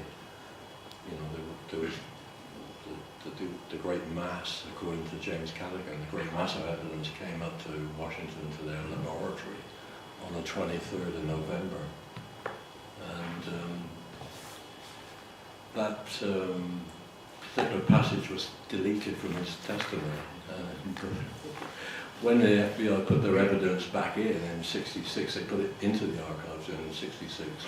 Mr. Callaghan was one of the team that transferred it from the FBI headquarters into the National Archives. So he put his deleted testimony back with his testimony. So that's the reason we found it. But, you know, it's just happenstance. The guy was a stickler. You know, you get the sense of truth when you read his testimony. There were some good guys in the FBI. They weren't all bad. I think Callaghan was one of the good guys. But when he was challenged by Eisenberg about the condition, somebody talked about the Department of Defense card being, you know, that was because it was inked out of existence and not cleaned properly. It wasn't desilvered. You know, they tested it for prints and they put all this stuff on it, and then they're supposed to desilver it. But in his deleted testimony, that's what he says. You know, that they didn't have time. They had hundreds of items to cover and get those back with it to the Dallas police within 2 or 3 days. Well, that's not a story you read. They tell us that they sent up about 6 pieces of evidence, not hundreds of pieces of evidence. It's a big difference. And he obviously got very peeved when Eisenberg challenged him about the condition of the document, you know, because he was a meticulous man. He was saying that it's nothing to do with us. We were being pressurized to return all the evidence very quickly.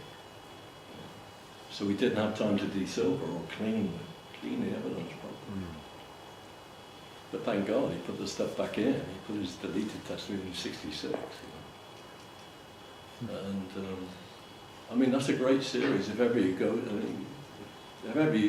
there for a week or a few days, ask for the FBI bulkies. It's a tremendous series of stuff. You know. You've got the Ivan Conrad lab files there. You've just got loads and loads of stuff. Every box is interesting. Can't, you know, just wonderful stuff. And Nara hid that stuff from me for 3 years. It wasn't on no finding aid, nothing. And then one of the staffers, one of the archivists, dropped out to me, because I mentioned Ivan Conrad, and she said to me, "Oh, we've got Ivan Conrad lab files. They're in the FBI bulk case." I said, "Well, where are they on? Any finding aid?" "Oh," she said, "aren't they there?" I said, "No, they're not there." So then I managed to get a big index of the FBI bulk case. I mean, talk about not assisting researchers. You know, I think I've done my time with NARA. That was my next question actually. The difference between Dallas and Washington. From a research point of view. I mean, you've had lots of cooperation from Cindy in Dallas, and then you basically go to NARA, and at NARA you actually had an apartment for 6 months, living a stone's throw away from it, didn't you? Yeah, just about a mile away. Yeah. Right.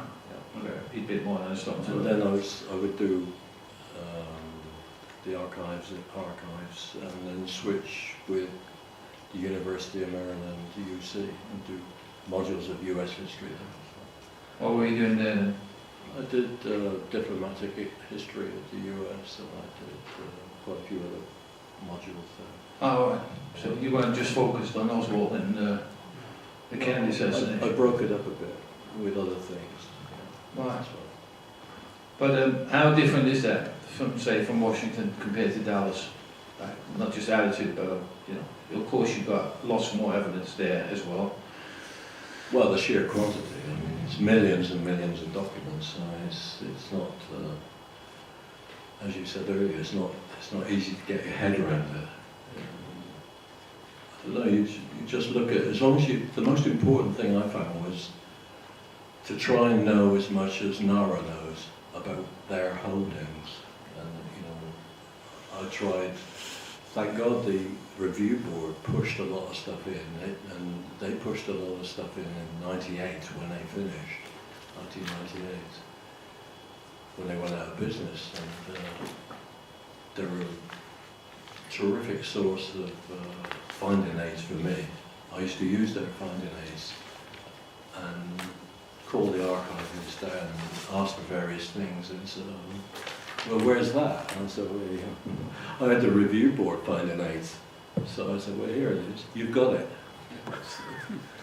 We used to get, I'm sure they weren't too pleased at times. I remember getting into the INSCOM files very early. That was the... What are INSCOM files? Army intelligence files from the 902nd. And first of all, they were very shocked that I knew they existed, and then there were problems with those documents because they came from INSCOM, they came from Army intelligence without a RIF cover, without a description cover, if you like. So they had to go back, and then they had to rejig those documents. But again, they were very interested, but they never found their way onto the NARA database, not for years. I remember when David Kaiser was researching up there, and he was looking for material on Carlos Prior, Cuban exile leader, and he mentioned that to me, and I said, well, you want to look at the INSCOM files? And he said, well, then he went away, and obviously looked on the database. He said, well, there's no INSCOM files there. I said, well, they have them. And so he called the guy down from upstairs, and the guy said, oh yeah, we have those files. And then David Kaiser absolutely let rip. It was quite embarrassing to see this archivist trembling there, really.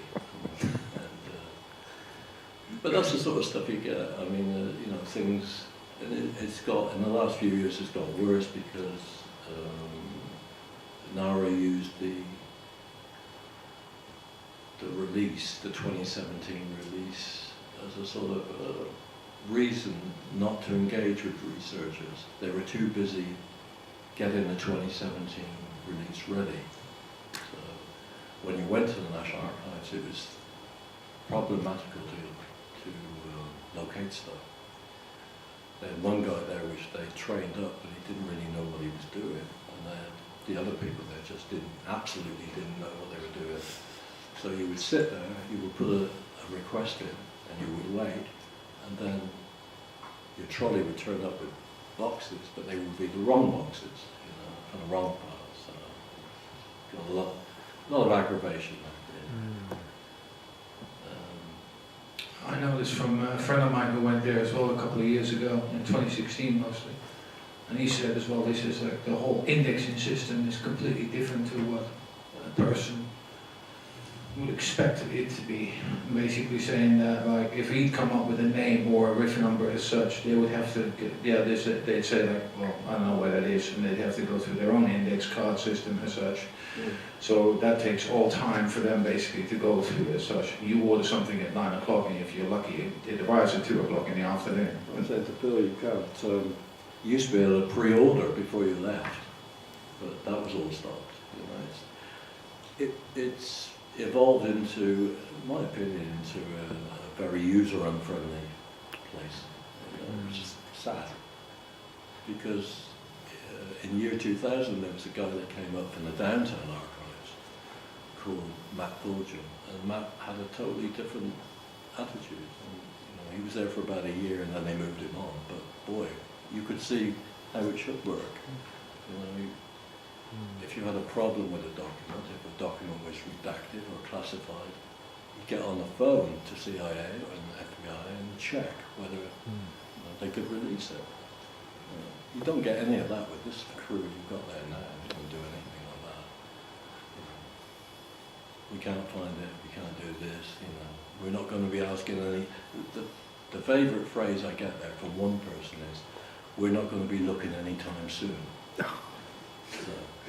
Tell me, I've lost its name, but who was the gentleman who was sitting along at his desk right alongside the Warren Commission files and so forth, and just basically sat there and controlled them? Marion Johnson. Who? Marion Johnson. Marion Johnson. He was the first guy in the National Archives. He had a desk actually based within the Warren Commission collection at the National Archives. So it's like a guard. This one. Gatekeeper. Yeah, gatekeeper. Right. Yeah, right. So, you know, there was obviously a lot of concern about the material. They wanted tight control, very tight control. Now, while I'm going through your documents, I've used the term gold a few times. Or you'd hear, I've heard that. Yeah, or you'd hear me scream and cuss and whatever because of the importance of the document. But can you list a few or think of a few that where you thought, bingo, awesome, this is amazing, this is a great find, whatever the subject, I mean, of course. Yeah, well, I mean, the Gallagher one, I think, was really good. And I didn't get that until I used to get stuff sent over by a friend of mine in M-bags. You could get a huge bag of stuff sent over for about $20, you know, and you could hardly lift it. So it's about the stuff, you know, the weight of the stuff that you've been schlepping. That's how you sent the Livingston files. Yeah, Oh. yeah, I sent them back, and I've been going through this stuff, and I come across the Gallagher stuff, and recognise the significance of that. And coincidentally, I think it was at 2 o'clock in the morning, I got a phone call from John Armstrong saying, have you found anything recently? I said, yeah, I found interesting stuff about James Cameron, and the fact that the FBI grabbed the evidence early and they had it at the labs on the 23rd, and that testimony was deleted, but the guy put it back in with his actual testimony, so it's all together now. He said, can you send me that document? As he normally did. Yeah, exactly. Your collection is now being shipped, it's gone to the States. Sure. Why is that? I think it's a good venue for it. I think certainly with Harry Livingston stuff, it really belongs over there, I think. and a lot of the stuff I've done, a lot of the research I've done, probably is more applicable for over there. So I'm happy for it to be there. I do hope it becomes more accessible. I think the situation at AARC is, there are good collections there, but sometimes it's a bit difficult to access. So, but I think that might change. Hopefully that'll change. Yeah. Yeah, that'd be good. But at least we're making a start with it by showing your older stuff. I think what we have about 12,000 pages of the whole thing coming out over the course of the year on our website. There's one small bit that I just want to add on. Did you just quit doing the whole Oswald thing after the Oswald project or Harvey and Lee project? Yeah, basically finished. It got to the point, where the book, John's book, was finishing up. But were you finished? On the Oswald thing, yeah, I think so. Right. To be honest, yeah, I think so. And I wanted to look elsewhere, and I felt there were other avenues to explore, including, in particular, I think the agency stuff, the CIA stuff, which I really do think is important. Understanding how the stuff moves within the agency and which component relates to which component is important, because you get, too often we get, oh, the CIA did this and the CIA did that, and we don't really, we've got no idea about which bit of CIA we're talking about, or how they're doing things, how they're running operations, how they're doing projects. It's just a black hole for many people, and there are too few people doing it. I mean, I think Bill Simplish tries to do it, but it's complex, and it's not an easy area. But when you break through it, you get a breakthrough. It can be big, but you have to understand how the components relate to each other, how the documents are shifted around, who does what where, and the influence of certain components of the agency compared to others. It's a big task. But what I didn't know until 5 days ago was that you spent 4 years on doing the Cubans and the anti-Castro forces as such. And I always thought that you'd gone from the Armstrong Oswald thing straight into No, the deep I with the think CIA. even when I was doing the Oswald stuff, I was doing because I was interacting with Gordon Winslow down in Miami, and Gordon was always pushing the Cuban angle. So I was, even when I was doing Oswald there, but of course Oswald features in the Cuban stuff as well. So it overlapped. So yeah, I was doing the Cuban stuff, and that is massive too. I mean, that's just a huge area.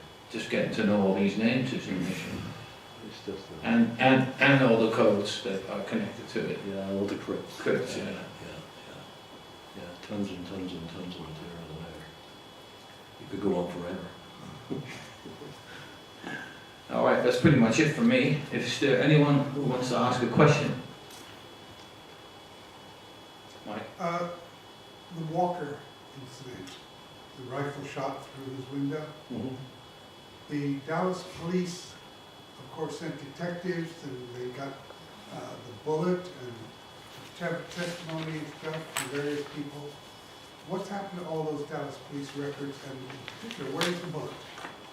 Because the one that turned up in front of the Warren Commission, General Walker said it was not the bullet that he found. He was very, very consistent on that it wasn't the bullet.